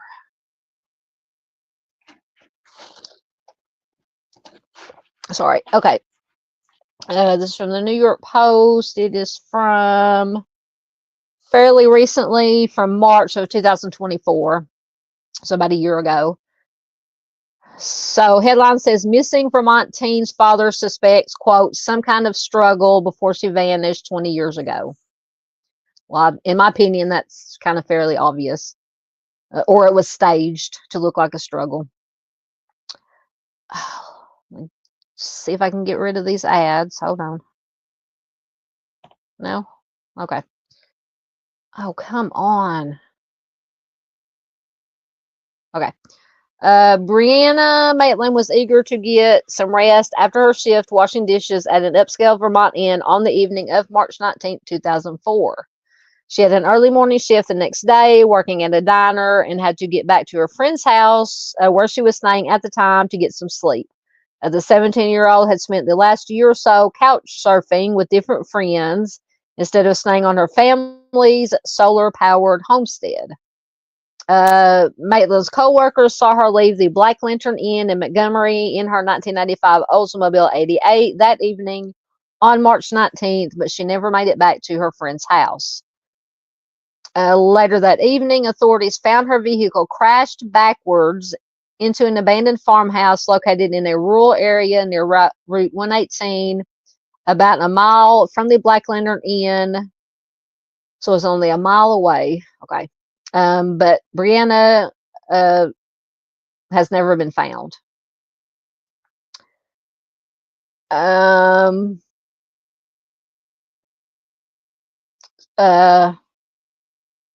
Brianna's father, Bruce, says March 19th is a very rough day for me. I've learned over the years to cope. I miss Brianna a lot. I think of her every day still, but you have to figure out how to make life move on. FBI Special Agent in Charge, Craig Tremaroli, who leads the field office in Albany, New York, at the time announced a $40,000 reward for information leading to the recovery of Brianna's body. Bruce, her father, who now runs an organization helping families who can't afford private investigators find their missing loved ones, called Private investigations for the missing, noted the importance of the fact that the new reward does not require an arrest and conviction in the case. Rather, it is being offered solely for information that could lead investigators to his daughter's body. So apparently he believes that she is no longer with us. So Officer Tremaroli says, we will not rest until we help our partners at the Vermont State Police bring her home. He said during a press conference, adding that, quote, somebody out there has information that can help authorities solve the case. Vermont State Police remains the lead agency in the case. My relationship with the police was very bad at different times, but over the years it has evolved, and they have evolved too, as according to her father. They've changed a lot of their investigation and some of their techniques, and have certainly different ways they handle parents. Certainly in the past 17 years, I have a good working relationship with them, and I think they're doing all that they can do. Vermont State Police initially believed that Maitland may have run away, but later determined that she may have been a victim of foul play. When Maitland's Oldsmobile was located in Montgomery, a small town in Vermont located near the Canadian border, her wallet, paycheck, and other belongings were still inside the vehicle. Her dad says the first person to spot the car said the doors were open, the headlights were still on. There were belongings that were kind of scattered across the ground, so it's pretty evident to me that there were some signs of some kind of struggle. Somebody dragged her out of that car. Bruce said the back of his daughter's car was bashed into the old house or barn and quasi placed in the direction that she was heading. So the only way that physically could have occurred is that she had stopped maybe beyond the house and then backed up into the house. And my own thoughts on that have always been, for some reason, she was stopped and then realized that she was in a bad situation and was probably attempting to turn the car around and head back toward the inn, which would have been probably the smartest thing to do because there were people there. While different rumors have flown through the small town over the years, there have not been many significant leads to paint a full picture of what happened to the 17-year-old 2 decades ago. Her father, Bruce, says, I was always concerned about some of her relationships, and those were some of the first things that the police looked into. And I also spoke with some of those people myself. In the end, those people that I had initially thought might have had something to do with it, I no longer believe that. Just before her disappearance, the 17-year-old had completed her GED. She had gone shopping with her mother. She had only been working at the Black Lantern as a dishwasher for 2 weekends at the time of her disappearance. State police note on the website that Brianna had high schools in all of 2004 to be with friends and later couch surfed with various friends and boyfriends. Bruce, her father, confirmed this, saying that she lived with different friends and at one point her boyfriend's grandparents. Bruce said he did the same thing when he was about her age, and while he didn't totally approve of her lifestyle, he and his wife still made time to see their daughter a few times per week. Well, apparently that was it.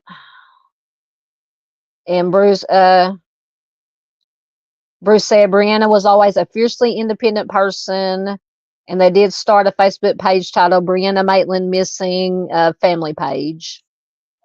And I can't click on the link, or I'll put it in the chat. So that is a little bit more about Brianna. And now, since I read that, I do remember it being mentioned a lot in connection with Maura Murray's case. All right, let me get back down here.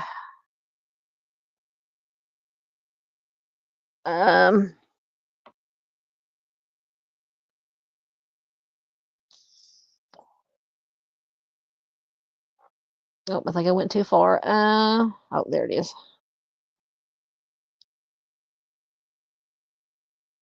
Yep. Yep, yep, yep.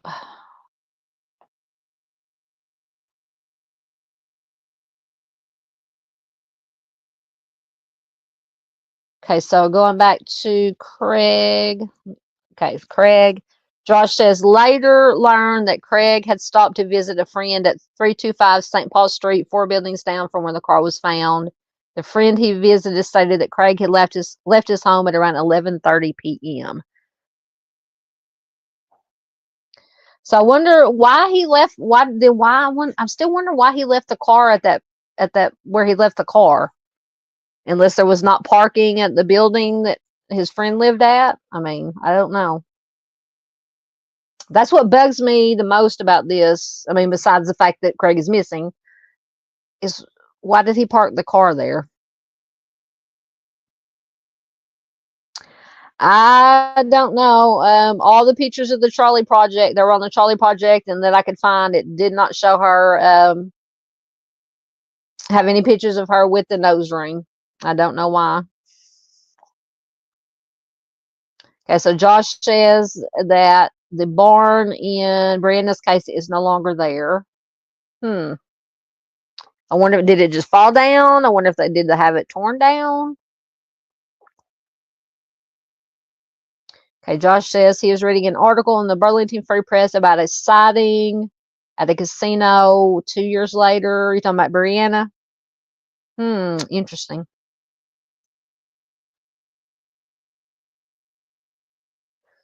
Okay, Josh says there was a rumored party or home not too far from the barn, or was on the way with some people connected to the substance scene. Interesting. Yes, it said the door. Yes, the car doors were open and there was stuff outside of the car. So to me, that sounds like staging. And I still wonder about that jacket that they found that they said, I'm assuming that maybe they showed all the stuff to the parents, and maybe they said that particular fleece jacket was not Brianna's. But if she didn't live with them, though, they might not have known that it could have belonged to her. Oh, I know these mamas get me. Josh said the poor mother says, I see some shape off the side of the road, just an early part of tree roots, and I think it's a body. Oh my goodness. It breaks my heart. Yes, definitely lots and lots of red. Yes, as Paula says, red flag city on this case. Absolutely. Josh asked, are we supposed to use the word substance? That's good to know for my channel. Well, when YouTube is so fickle about certain words, like they don't like the M word. That's why we say homicide or unaliving. They don't like the K word, so we say somebody is deceased, or a serial offender instead of a serial K-er. And I don't know, I just don't use the D word, because I've heard some people say that you won't get flagged, but if you have the D word or any of those words, that YouTube won't push it out. It'll take it out of the algorithm. So I just play it safe and just use alternate wording. So, it's all up to you. It's all up to the individual. So, all right. All right. So that was Brianna. So next we have Russell Bovit. Let me find his information. All right. Here's a drink.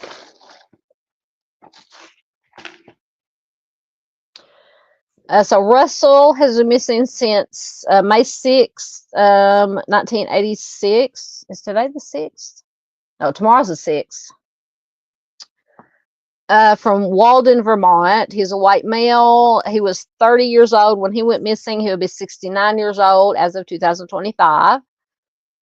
At the time he went missing, he was 5'11" to 6'1", 155 to 165 pounds, with brown hair and blue eyes.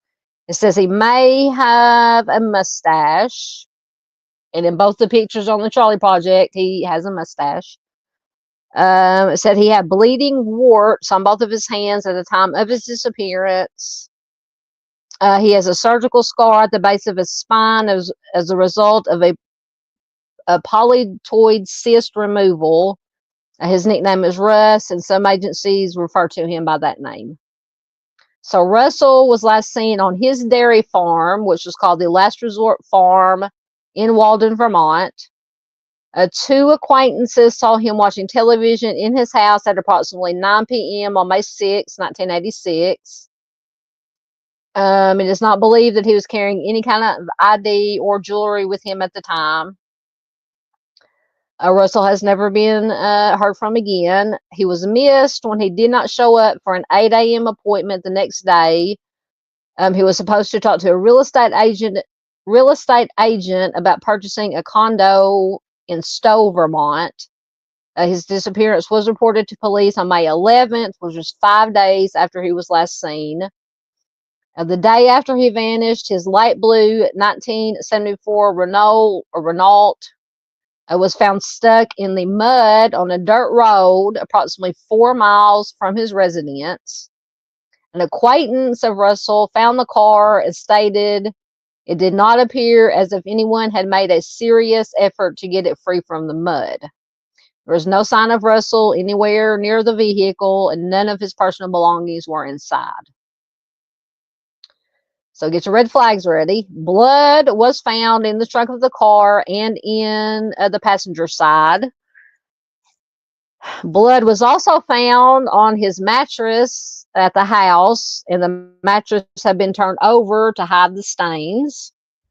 Testing proved that the blood on the mattress and the blood in the car came from the same person. Now, it doesn't say if it was Russell, but you would assume. Russell left behind a large sum of money, as well as all of his clothing, his wallet, his credit cards, all his other personal belongings when he vanished. He disappeared just 12 days before he was supposed to move away from his farm. So apparently he sold the farm to his ex-girlfriend, who was the original owner, and she had sold it to him in 1979.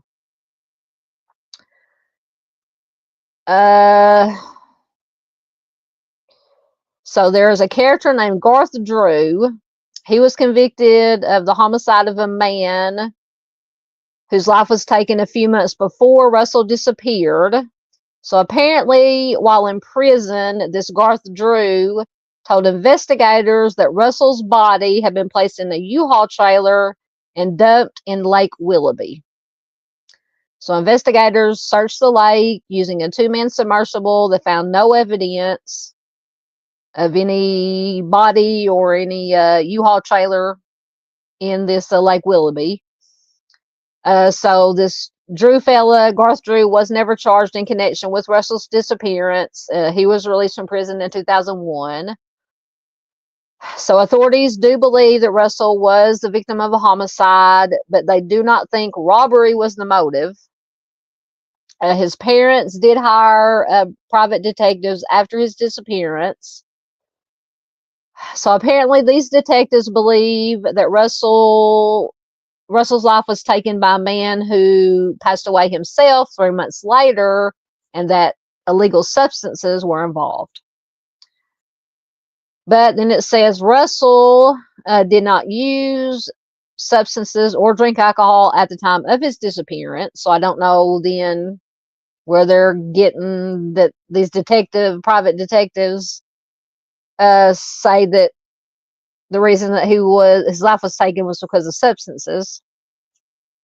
So Russell is described as an excellent mountain climber and skier. He was a part-time student at Linden State College when he disappeared, and his case remains unsolved. So if you have any information on Russell's case, you can call the Vermont State Police once again at 802-748-3111. Let me see what I have on Russell. think I have 2 short articles. All right. So this first one is from May of 2024, so about a year ago, May 11th. A Vermont man's cold case disappearance remains unsolved 38 years later. 31-year-old Vermont man. Hold on. On May 11th, 1986, 31-year-old Russell. Excuse me. One second.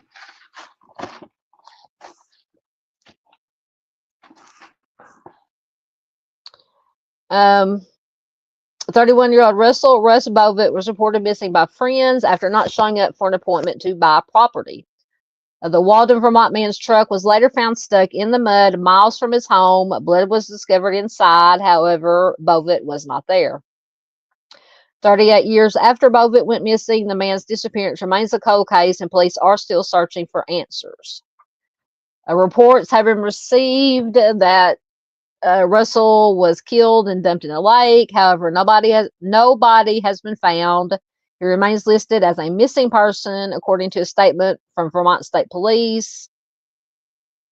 Anyone with information on Mr. Bovit is asked to contact our Derby office, which is 802-334-8881. This according to State Police. Russell was last seen by 2 friends on this dairy farm in Walden called The Last Resort. He was not reported missing until 5 days later. The truck was found stuck in the mud. We went over the blood in the trunk and passenger side of the vehicle, as well as on the mattress. It just says once again, tests determined the blood was from the same person, but we're just going to speculate that it was Russell's blood. So we talked about this Garth Drew. He was the one that allegedly, he was in prison, said that Russell's body was in the U-Haul trailer dumped in the lake. Once again, they say it was believed that Russ was the victim of a homicide, but robbery was not a factor. Once again, his parents hired the private investigator. So that's basically just the same information that we went over. Let me see what this other article was. Let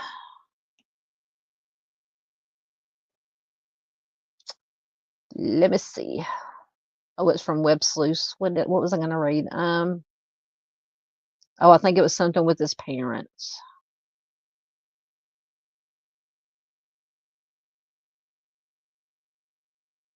So that's about Garth Drew.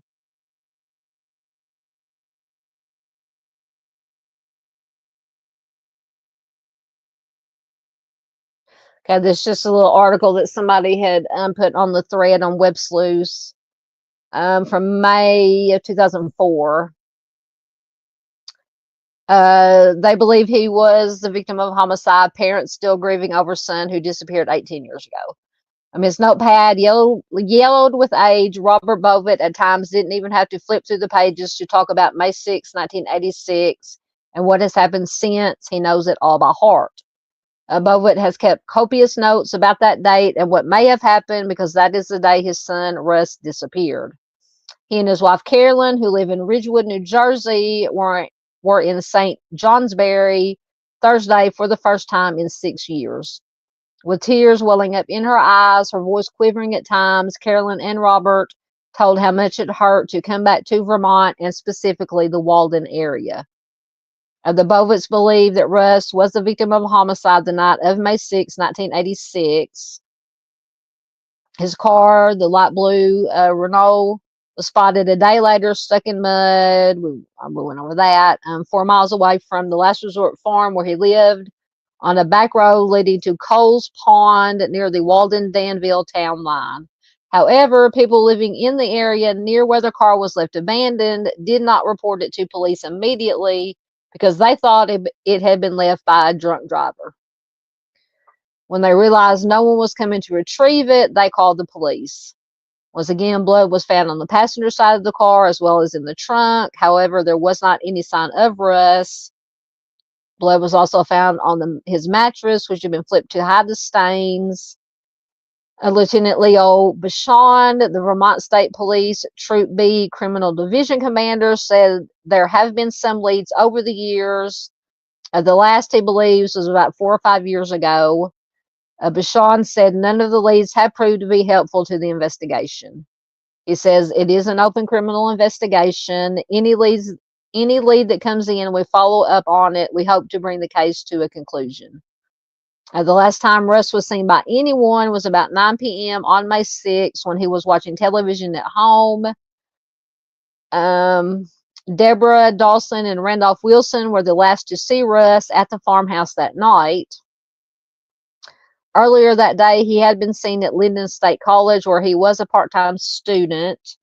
Russ had scheduled an appointment for 8 a.m. on May 7th with a real estate agent to talk about purchasing a condominium in Stowe, according to Carolyn Bovit, who's his mother. He never made it. Police were notified on May 11th. Dawson and Russ became romantically involved around 1975. At the time, she owned the Last Resort farm. In 1979, the couple broke up and Russ developed a romance with a lady named Judy, who moved to the farm to live with him. Dawson sold the farm to Russ in 1979, keeping a piece for herself. She lived at the cottage and continued to work the farm. In 1985, Russ and Lieberman broke up. She moved out. That same year, Wilson and Dawson became involved with one another, and he moved in with her at the cottage. So we got lots of relationships going on here. In February of 1986, Russ sold the farm back to Dawson with the stipulation that he could remain at the farm until May 18th. And he disappeared 12 days before he was supposed to leave the farm. The Bovits, frustrated with the lack of any headway by state police, hired private detectives to investigate their son's disappearance. The night he disappeared, once again, he left behind wallet, credit cards, belongings, clothing, large sums of money. Stuff you don't leave behind if you're going to go away willingly. That's why police believe robbery was not the intention and that Russ met with foul play. The private detectives, according to the Bovits, determined Russ. These private detectives, the ones that said that it was substance related, even though supposedly Russ didn't have anything to do with substances. They determined Russ had been, his life had been taken by a man who passed away 3 months after Russ disappeared. So the Bovits also, they hired the 2-man submersible to check out the story from the guy in the prison about the U-Haul trailer. Nothing was found. A total of $60,000 was offered by the Bovits. No one came forward. That's why Robert Bovit believes the person responsible for his son, for Russ's death, is deceased. His dad says, "We think this man took the life of our son. The question is why." There may have been some Mary Jane. They may have been growing some on the farm. Robert Bovit said that he had spoken to Dawson after Russ's disappearance. He said, "She was scared. I understand why she was nervous now." The Bovits don't make frequent trips to Vermont. They find the trips too painful because there has not been any closure. His mom, Carolyn, says, "We are just up here to be close." The Last Resort farm was renamed the Caledonian Farm. It carries that name to this day. And Dawson and Wilson, some of the girlfriends, could not be reached for comment. So there was lots of relationships going on there. That article was very enlightening. So could it have been had anything to do with all these revolving relationships, or possibly they mentioned maybe some Mary Jane growing on the farm? Possible. Oh, Josh says he has read or watched something about Russ before. Yep, another one. Once again, another abandoned car, but this one had forensics. Yeah, blood on the passenger side, blood in the trunk, and blood on his mattress.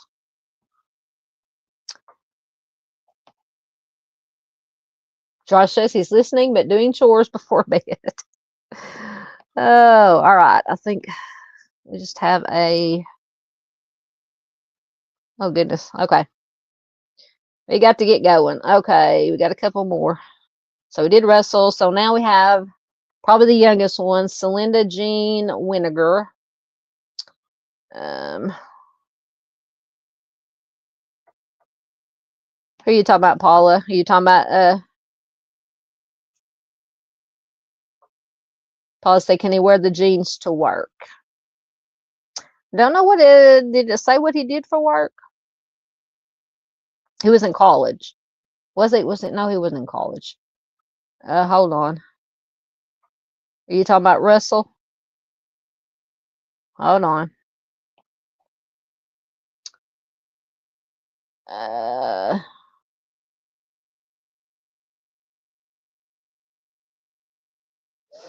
Let me see what he did.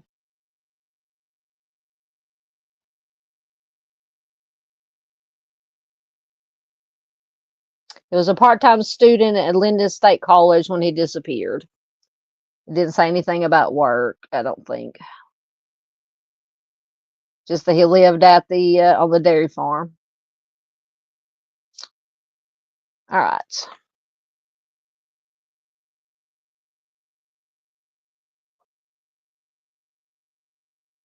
Oh, under clothing jewelry.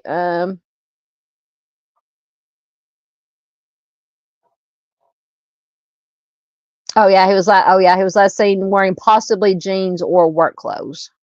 So I don't know. It didn't say anything about a job. I don't know if he worked on the farm or it didn't say anything about where he worked. So that is a good point, though. If he was wearing jeans and not wearing work clothes, that's a good point. All right.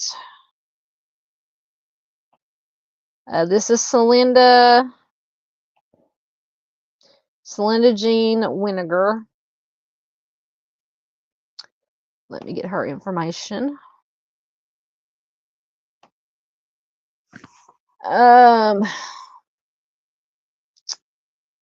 So Selinda has been missing since March 21st, 1979, from Burlington, Vermont. She's a white female. She was just 16 years old when she went missing.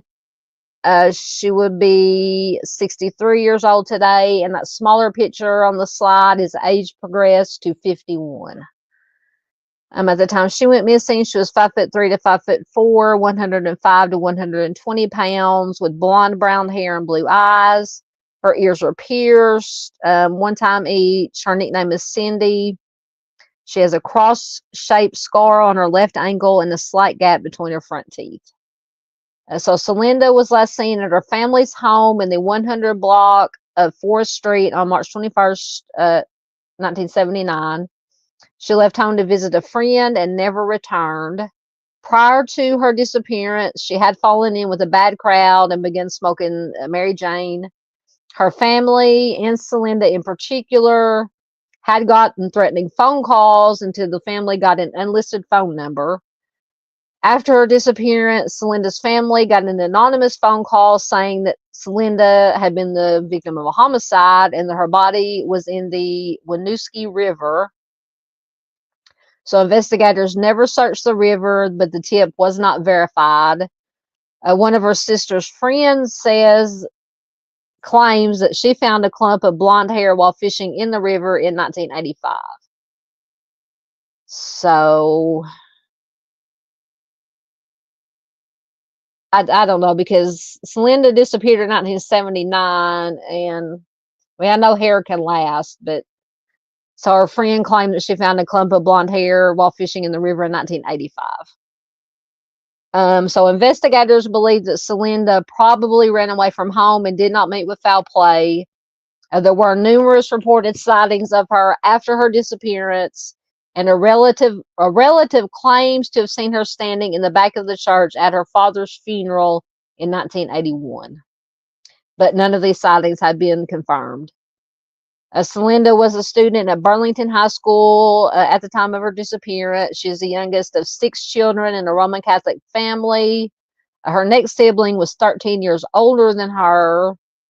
Both of her parents, unfortunately, are now deceased, but her siblings continue to search for her, and her case remains unsolved. So if you have any information, you can call the Burlington Police Department at 802-658-2700.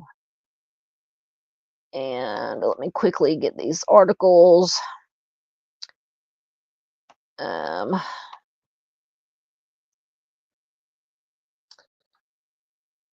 This article is from April 2021, A Mystery in the Mountains, the search for Selinda Winegar.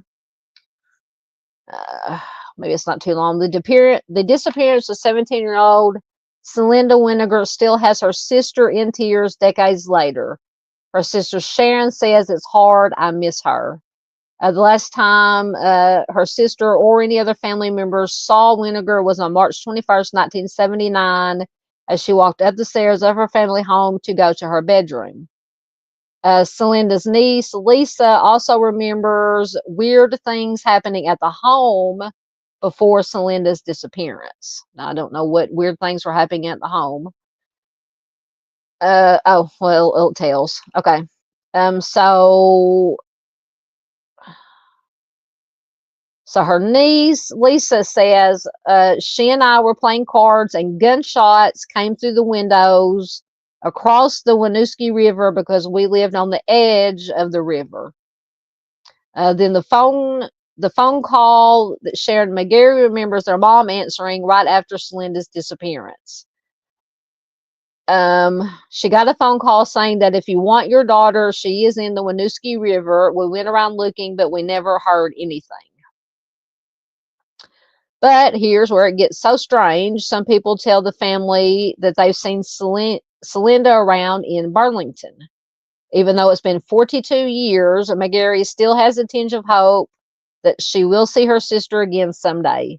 She says that if she is out there and she doesn't want to associate with us, that's okay. Just go to somebody and say, "I'm fine." It's hard. It's very hard because I do miss the little brat.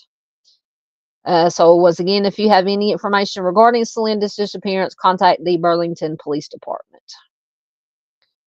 So that's very strange. Lots of red flags, obviously. So you have the gunshots that came through the window. Is that what it said? Gunshots came through the window from across the river, supposedly. And then after Selinda disappears, they supposedly got the phone call saying, "If you want your daughter, she's in the river." But then there were sightings, unconfirmed sightings. So very strange. Let me see. I think I had maybe one,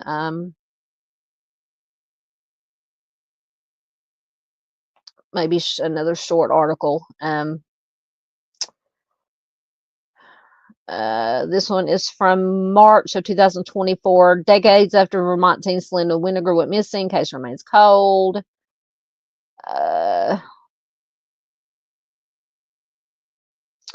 On March 1st, 1979, 17-year-old Selinda Jean Winegar left her family's home in Vermont to visit a friend and never returned. Friday marked the 45th anniversary of the teenager's decades-old disappearance, and police are still seeking answers in the cold case. Vermont State, several rumors about her whereabouts have been reported over the years, but she has not been seen since and remains a missing person. Vermont State Police said in a Facebook post about Winegar's case. In the post, state police urged anyone with information about Winegar to call the agency's Williston office at 802-878-7111. Winegar was last seen at her family's home on Forest Street in Burlington on March 1st, 1979. She left home to visit a friend and never returned, according to state police. Before Winegar went missing, she had fallen into a bad crowd. She was involved with substances. They were receiving, the family and her in particular were receiving these threatening phone calls until they got an enlisted phone number. After her disappearance, her family received an anonymous phone call saying, quote, Selinda was emmed and dumped in the Winooski River. However, this claim was never verified. There have been various sightings to include a family member believing that she was seen standing at her father's funeral in 1981. Once again, not confirmed. And once again, she's the youngest of 6 children. There have not been any recent reports or communications about Selinda, according to police. So, very, very strange. I don't know what to think. Foul play, or she was what, 16 years old? She could be a runaway. Hey, JP. There's our friend JP. How are you doing? I hope you're doing well, sir. Good to see you. So what do you guys think about this case? I don't know. It's just weird with these, with the threats or these gunshots across the river, and then the phone call after she disappeared saying that she could be found in the river. I don't know. I would like to know if the police could tell if it was male, female, adult, a kid or a teenager that made these phone calls. Oh, Doodlebug's still here. Hey, Doodle. There's somebody still here. I promise we're almost done. I think we got 2 more. Oh, we'll get through them. We'll get through them. All right.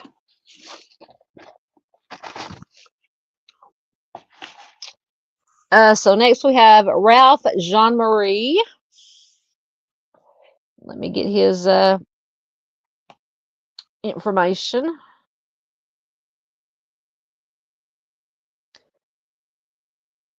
I think Ralph is the last one. All right. So Ralph Jean-Marie has been missing since April 13th, 2020 from Barr, Vermont. He's a black male. He was 38 years old at the time he went missing. 5'10", 140 pounds, with black hair and brown eyes. His nickname is Riz, R-I-Z-Z. He wears glasses, and I believe I included a picture with him wearing glasses. But his glasses were left behind when he disappeared, and he would be legally blind without his glasses. He has tattoos on his arm, including one of a cross on his shoulder. I did put that in the smaller picture. I don't know how clear it came out. So Ralph was last seen at the Hollow Inn and Motel on South Main Street in Barr, Vermont at around 1 a.m. on April 13, 2020. He had an argument with his girlfriend of 3 years and left his hotel room without taking anything with him. And after that, he has never been seen or heard from again. He left behind his meds, his wallet, his ID, his glasses, and other belongings. So I can understand if you're in the heat of an argument and you just want to get away, just walk out. You're not going to take anything with you, with most likely the plan of just leaving, cooling down the situation to come back. So maybe that's what happened. I had an argument. He said, I'm just going to leave, walk it off, calm down, and come back. And something happened after he left. That's just my opinion, my speculation, because he didn't take anything with him. And it said he would have been legally blind without his glasses. So then it could have been, depending on what the terrain was, if he couldn't see very well without his glasses, it could have been if there was a body of water nearby, if there was a steep drop off, he could have fallen. It could have been an accident. So authorities stated that Ralph is missing under suspicious circumstances, as it is uncharacteristic of him to leave without warning or to be out of touch with his loved ones. So if it was an accident, if he just fell over like a drop off, it looks like they would have found him. Now, if if there was a body of water around and he fell in it, might not have been able to find him. So he has relatives in Massachusetts, New York, and Rhode Island, but they have not heard from him since he went missing. His relationship with his girlfriend was troubled. There was a history of DV. So in 2014, she was convicted of assaulting him.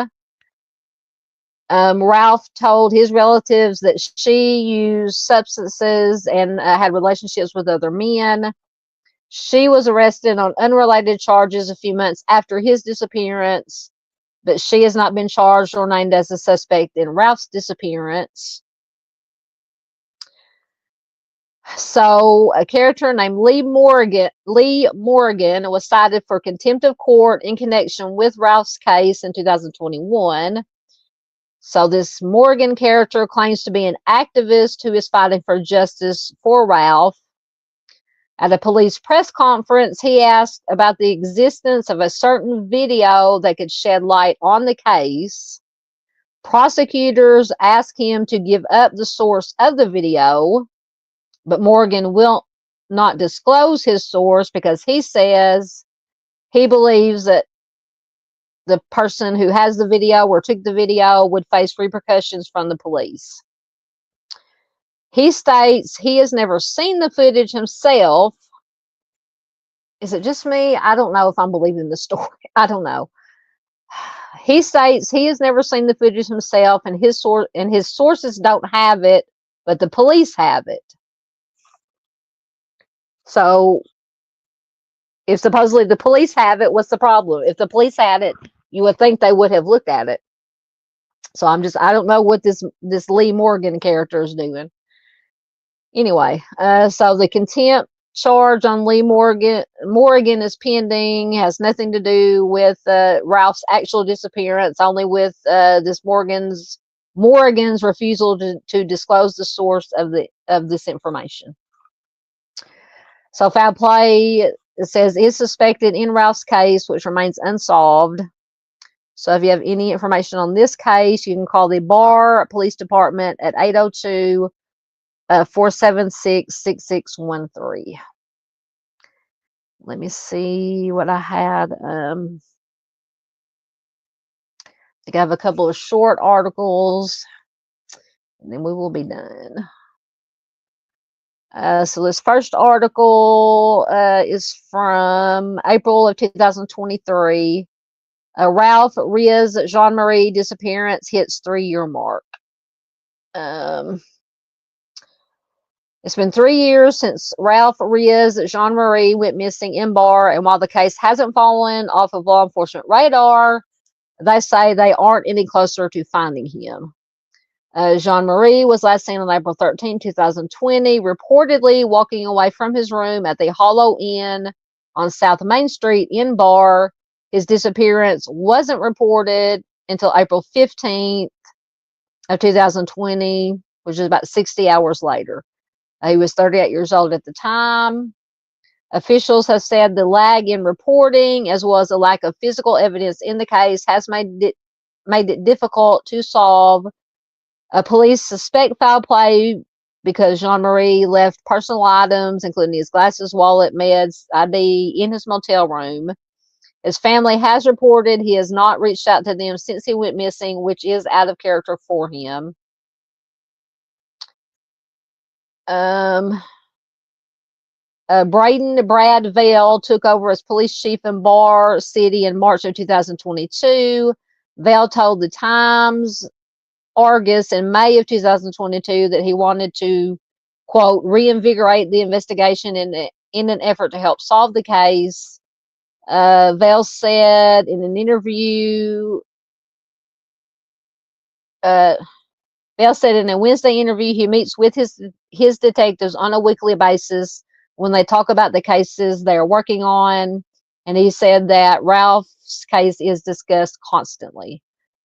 He says, as new leads come in, I just make sure that they're followed up on everything that comes in and try to push the ball forward. Vale said last May that he wanted to dive into the case file He said he has been doing that. The chief said what he's learned is what he suspected, that this is a large and complex case. Vale said that he wanted to re-interview those who spoke with police to see if they had any new information to share, or if they may have had a change of heart and want to divulge information they may have withheld previously. The chief said those re-interviews have yet to take place at the time this article was written, but they will happen.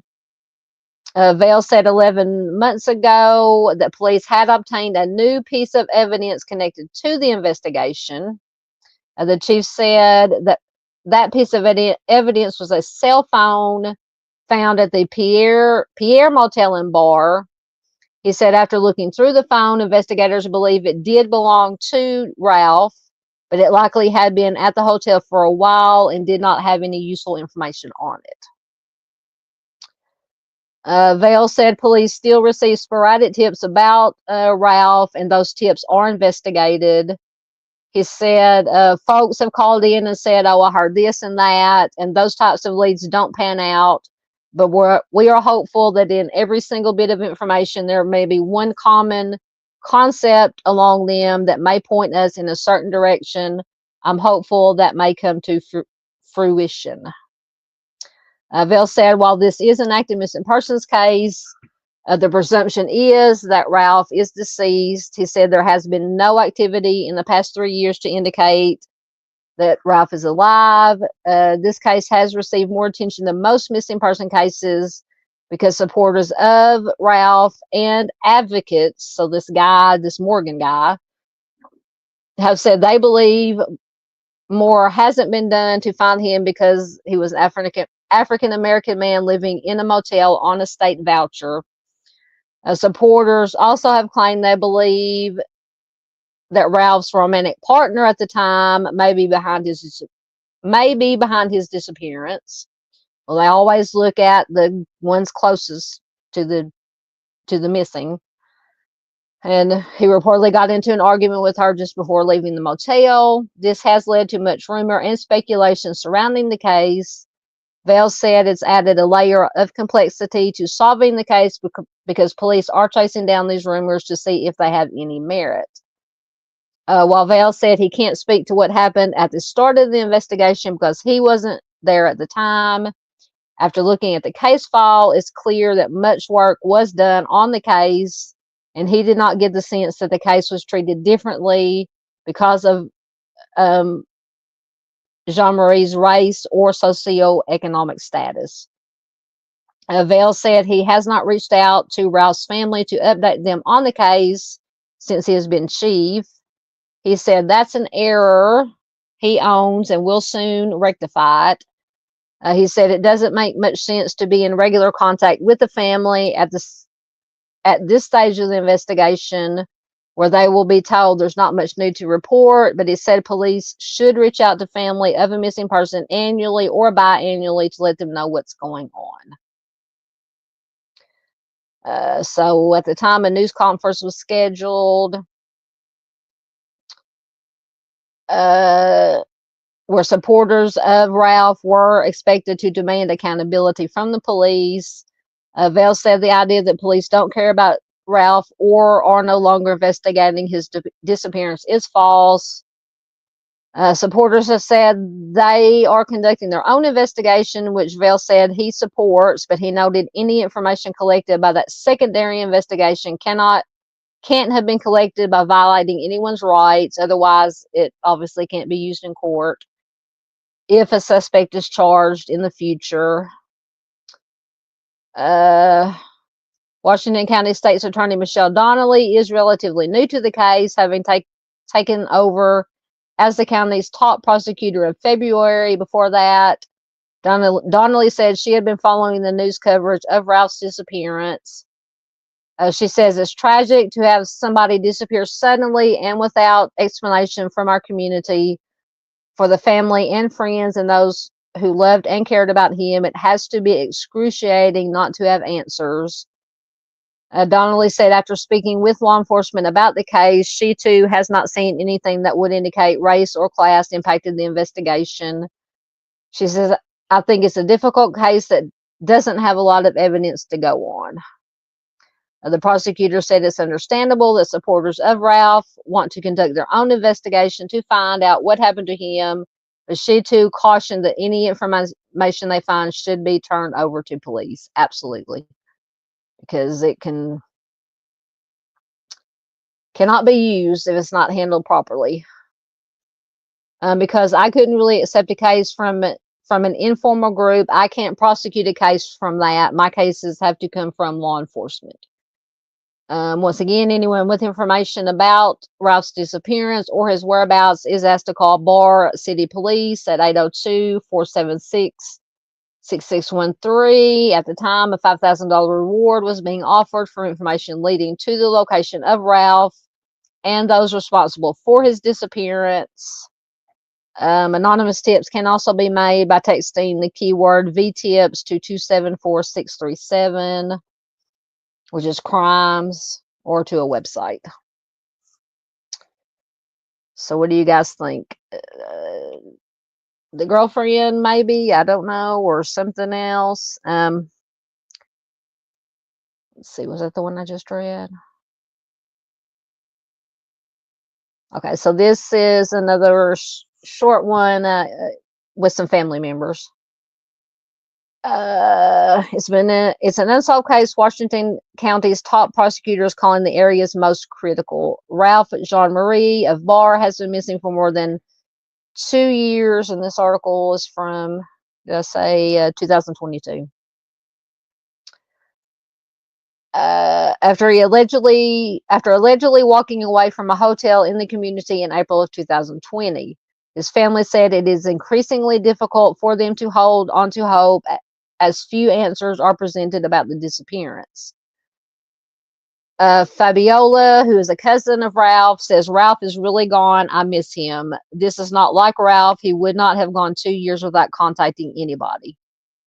According to police, Ralph reportedly walked away from his hotel room at the Hollow Inn after fighting with his girlfriend. Investigators do suspect foul play in the case, citing that, once again, he left behind all his belongings. Despite dozens of police interviews, more than 17 court actions and orders, and 30 searches, police don't have any suspects, a body, or any physical evidence to move the case forward. This is Bar's and most likely Washington County's most critical unsolved case, said Washington County State's Attorney Rory Thibault. Hold on, it's making me sign in. Thibault said the biggest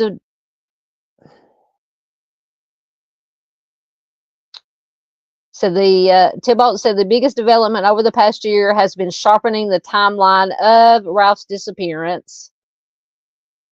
So once again, he walked away from the hotel around 1 a.m. He has not been seen since. So later in the day, around 2 p.m., there was a call placed to his medical provider to refill a prescription that was never picked up. It is unclear who placed that call. And on April 15th, police received the initial missing persons report. Thibault said, when we're talking about a nearly 2-day time period between disappearing and reporting, there's a lot of evidence that can be lost. Thibault said Ralph leaving behind his belongings also hindered the investigation since there was no cell phone data to help determine where he may have gone. On top of that, he disappeared at the beginning of the COVID. We're not supposed to say that either. When people were spending a lot of time inside, Thibault said, from a public safety perspective, it makes it incredibly difficult to rest easy. There have been a number of rallies and demonstrations over the past 2 years to bring attention to Ralph's disappearance. Anthony Marquez, who's a local activist and cinematographer, says Ralph could have been me. Anthony he's been so dedicated to this case that he even launched his own investigation on behalf of the community. He is also filming a documentary on Ralph's disappearance that's still in its preliminary stages. Through his investigation, Marquez traveled to Minnesota to check out sonar technology, which Bar City police ended up funding and using when they searched the quarries for any sign of Jean-Marie. So there was, I don't know how close they were to the hotel, so there were quarries. I wonder if they, don't quarries, some quarries have water in them, right? Marquez says it's interesting that a case like Ralph's hasn't received national attention because it's just so crazy. We know different ethnicities get treated differently when it comes to this kind of stuff. Marquez or Thibault says, at the end of the day, I'd expect the law enforcement would be working just as hard if it were one of their own. So once again, the Braden Vale, the new detective, wants to bring fresh eyes to the case. We talked about that in the other article.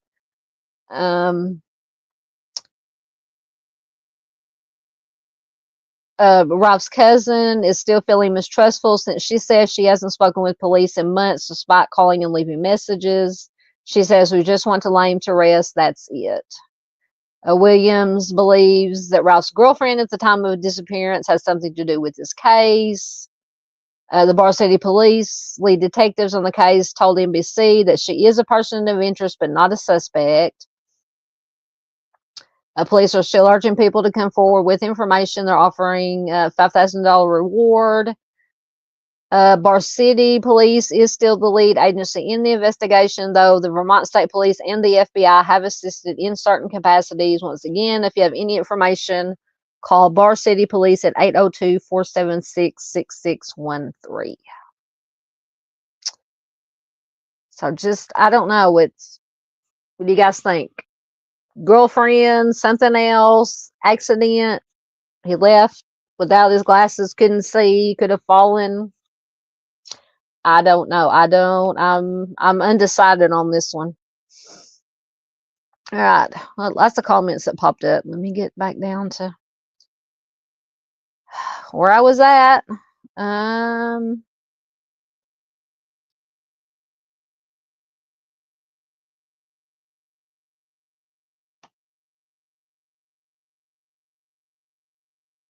Find where I was at. Oh my goodness. There we go. Okay. Whew. Need a drink after doing all that reading.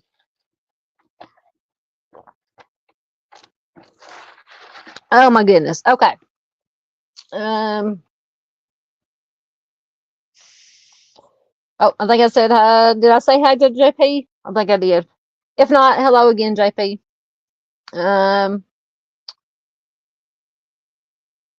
Oh, pancakes. I want pancakes. Doodle, if you're making pancakes, I want pancakes.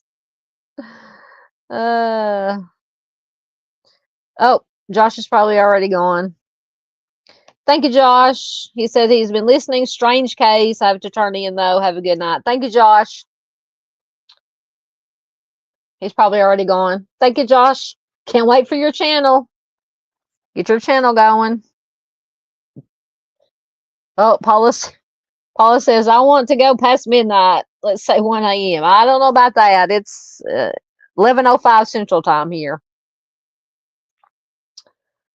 Oh, let's see what JP says. I'm enjoying peace and quiet. I retired music in my YouTube channel, but I'm content. You're not doing music anymore?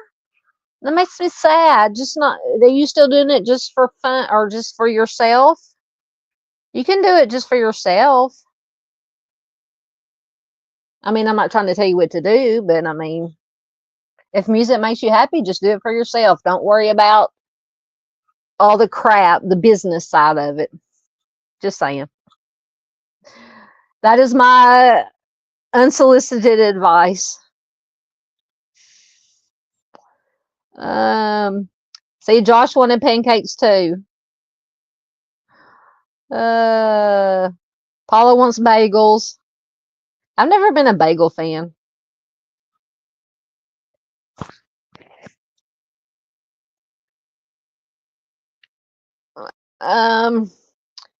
JP says usually the cases they left with somebody they know.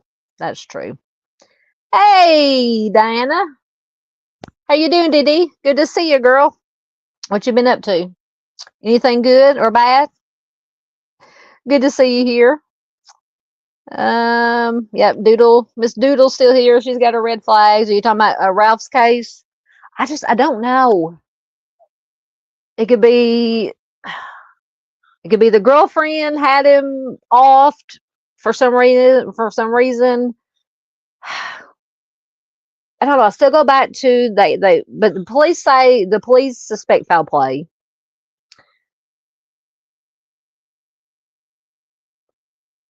But he was legally blind without his glasses. He left without his glasses.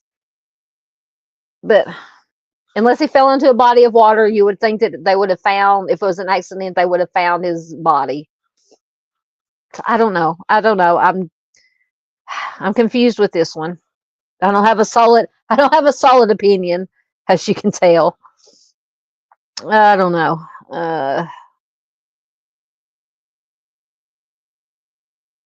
See, that's the thing. Kaleidoscope makes a good point. It says, how far could he get on his own if he's legally blind without glasses? I'm not legally blind, but without my glasses, I would get run over by the first car to come along. I know, so that's what I'm saying. And did it say if it was, let me go, if it was nighttime? Hold on. Because it would be even harder if it was night. Hold on. Let me go back to my other information. Let me find it.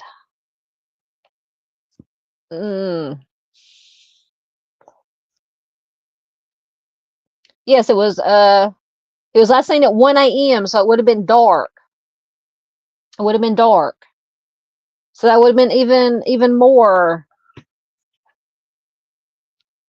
I mean, my eyes are bad. I'm not like legally blind, and I just wear cheater glasses, but I can't see for crap in the dark. So yeah, it would be very, very. If he was legally blind without his glasses, walking in the dark, I wouldn't think that he would be able to get very far away. I wonder if they checked. Surely they would have checked any. They said they checked quarries. I was wondering. I mean, I'm just wondering. I don't what the terrain was around the motel. If there was any steep drop offs, any like drainage culverts that he could have got into, fallen into. I don't know. I'm just spitballing here. I don't know. But to me, in my opinion, if he made it far, in my opinion, the only way he could have made it very far is if somebody picked him up and he got a ride with somebody that either he knew or he didn't know. I mean, I just can't see him. I'm like you, Kaleidoscope. I just don't see how he could have got that far in the dark, legally blind without his glasses.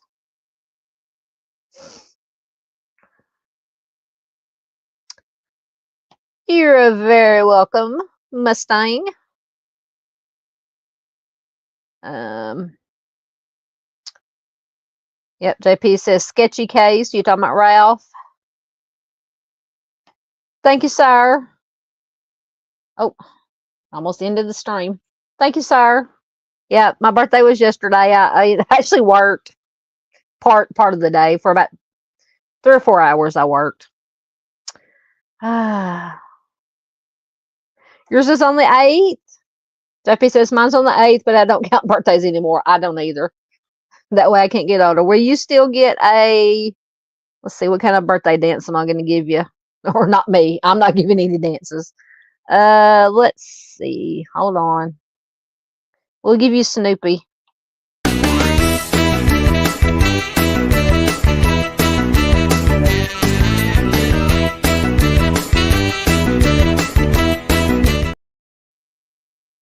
There you go. You got a Snoopy birthday dance.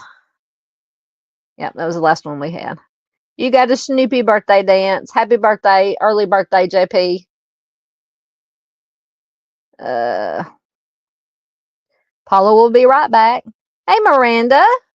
Good to see you, my dear. How are you doing? I hope you're doing well. Yeah, JP says, yes, bizarre. I don't know. This Ralph's case just has me confuzzled. Confuzzled. Is that a word? I made up a new word.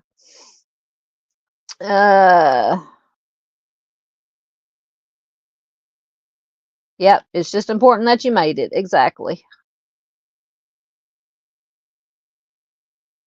I'm doing well. Oh, Dee Dee is playing card games. We played a card game because Saturday night we had kind of a combination family game night, family friend game night, birthday party, and we played regular Uno. We played Uno No Mercy. Then we played some Yahtzee. Then we played some Chicken Foot, dominoes, which I don't play dominoes, so I really sucked at that one. It was fun to play though, so I like playing card games.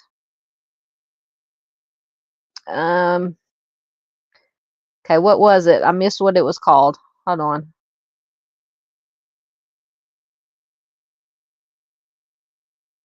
Oh, euchre. Okay, I've heard it. I've heard if I'm pronouncing it right. I've heard of it, but I don't know how to play it.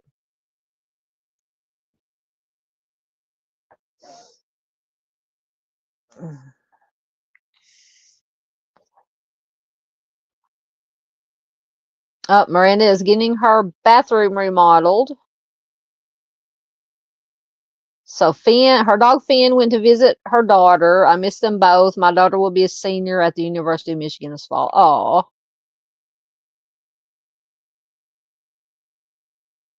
um, you talking about the game? Miranda said, I think it's common in the Midwest.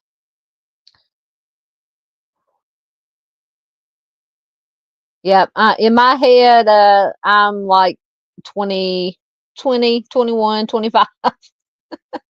But for real, I just turned 54. Yes. Ross case is very red flaggy.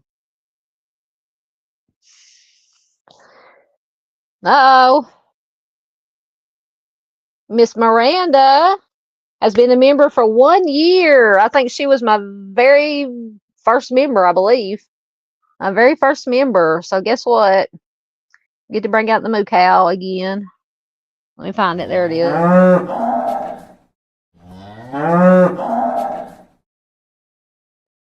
Thank you, Miranda, my dear, for your continued support.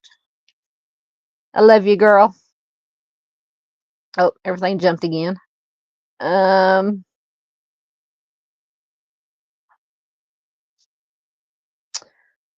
yeah, Paula says, yep, you're on the East Coast, so it's midnight. It is 11:14 Central Time, my time.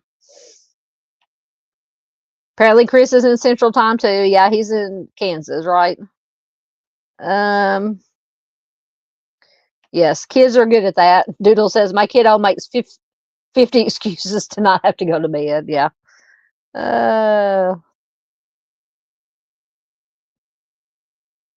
Oh, Chris is an only child.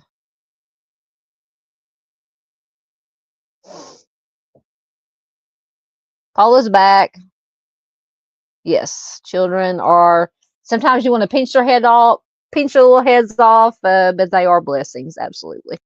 I don't have any of my own, but I've helped raise nieces, nephews, friends' kids. Uh, yep, they do like to stall because they think they'll miss something. Absolutely, absolutely. Thank you, ma'am. You're one of my favorite people too. Oh goodness, yeah, we've had. No, it was not measles. It's what is it else that's going around? Oh, maybe it is measles, smallpox, measles. I think there have been 4 cases here in Arkansas, but I think the first 2 or maybe the first 3 came from out of state. So it's getting bad. Oh, oh, those are the best kind. I'm telling you. Bill says he's really my grandson, but I've had him since birth, so he's my treasure. Absolutely. Chicken pox. Was it chicken pox? Yeah, you're in Arkansas. Yeah, I did. Yeah, it was chicken pox, wasn't it? Yeah. And you can only get chicken pox once, right? Because I think most people had chicken pox when they were a kid.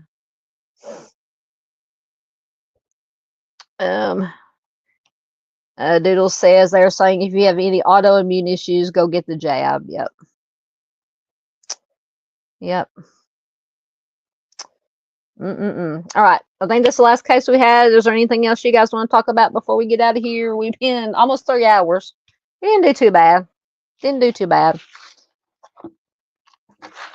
So remember, for anybody who's watching replay, thank you if you're watching replay crew. We love replay crew. Or if you're just coming in late, Thursday at 8:30, I've scheduled, we're going to do an MMIP awareness live stream, share some missing MMIP. And I'm probably going to raid the Stolen Spirits MMIP Facebook group. I'm going to raid their raid their cases that they have listed, their flyers. So plan on, if you can be here live, great. If not, please watch replay.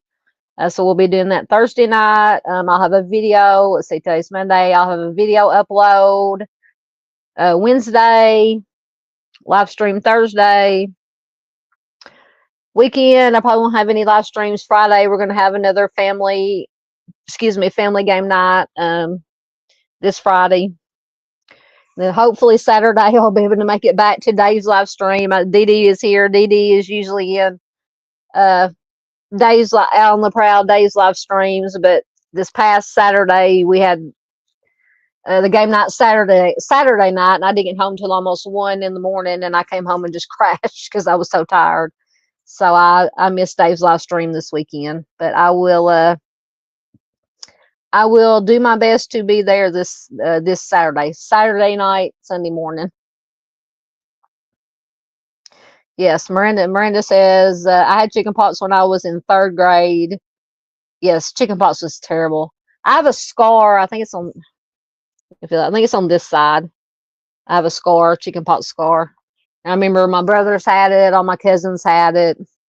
And they used to have back in the 70s, what they call chickenpox parties, where they get, like, if 1 or 2 kids had chickenpox, like, they would put all the kids together, so they would all get the chickenpox at the same time and get it over with. I guess it was a thing back then. Yes, they get into every nook and cranny. Absolutely. Has anyone else heard of back in the day, the chickenpox parties they had? Craziness. We didn't have it. We just had family.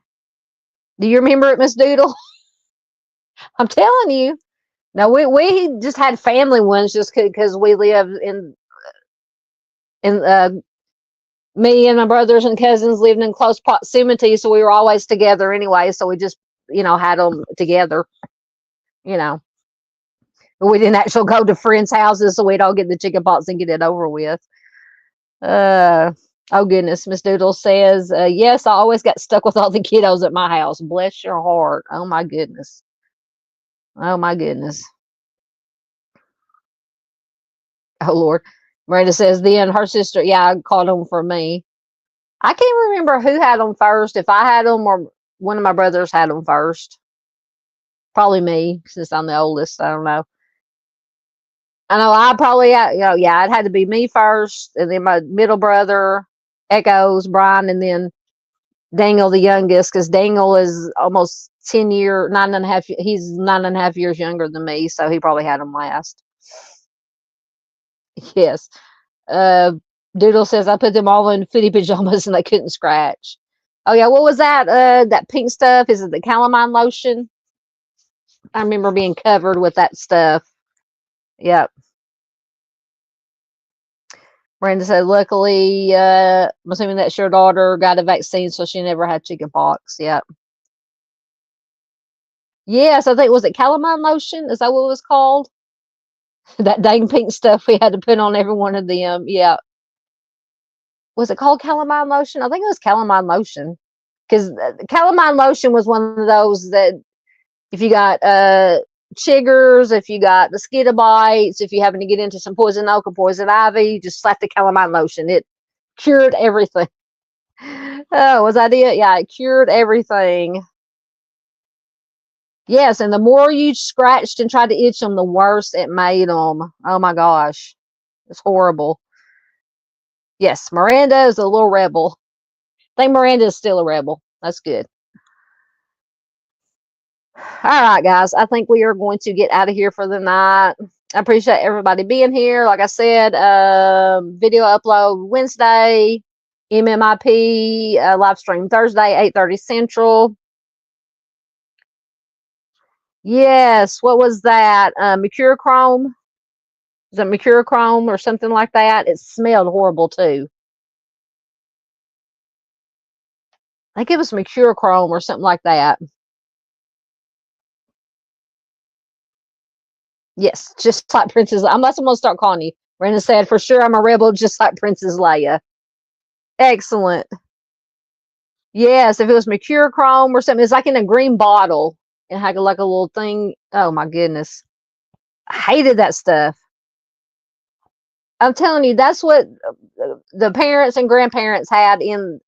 We had calamine lotion. We had mercurochrome, however you say it, and something else. It's horrible stuff. It's a wonder no wonder us of a certain age that were born in the 70s, whatever, in our 50s now. It's a miracle we survived. That's why we're so tough now, because all that crap that got put on us.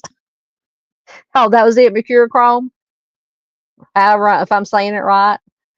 Oh, I'm at loin worms. What the hell are loin worms? Doodle says turpentine for. Is that loin? Oh, pinworms. Okay. Good Lord. Now Doodle's talking about loin worms. Don't make me get on the mystery machine scooter and come have a talk with you. Oh my goodness gracious. All right, guys. I'm getting loopy. We're all getting loopy. Thank you so much. Of course, with all the other stuff, I've mentioned it 20,000 times. Most importantly, live stream Thursday night, and then of course next Monday we'll have our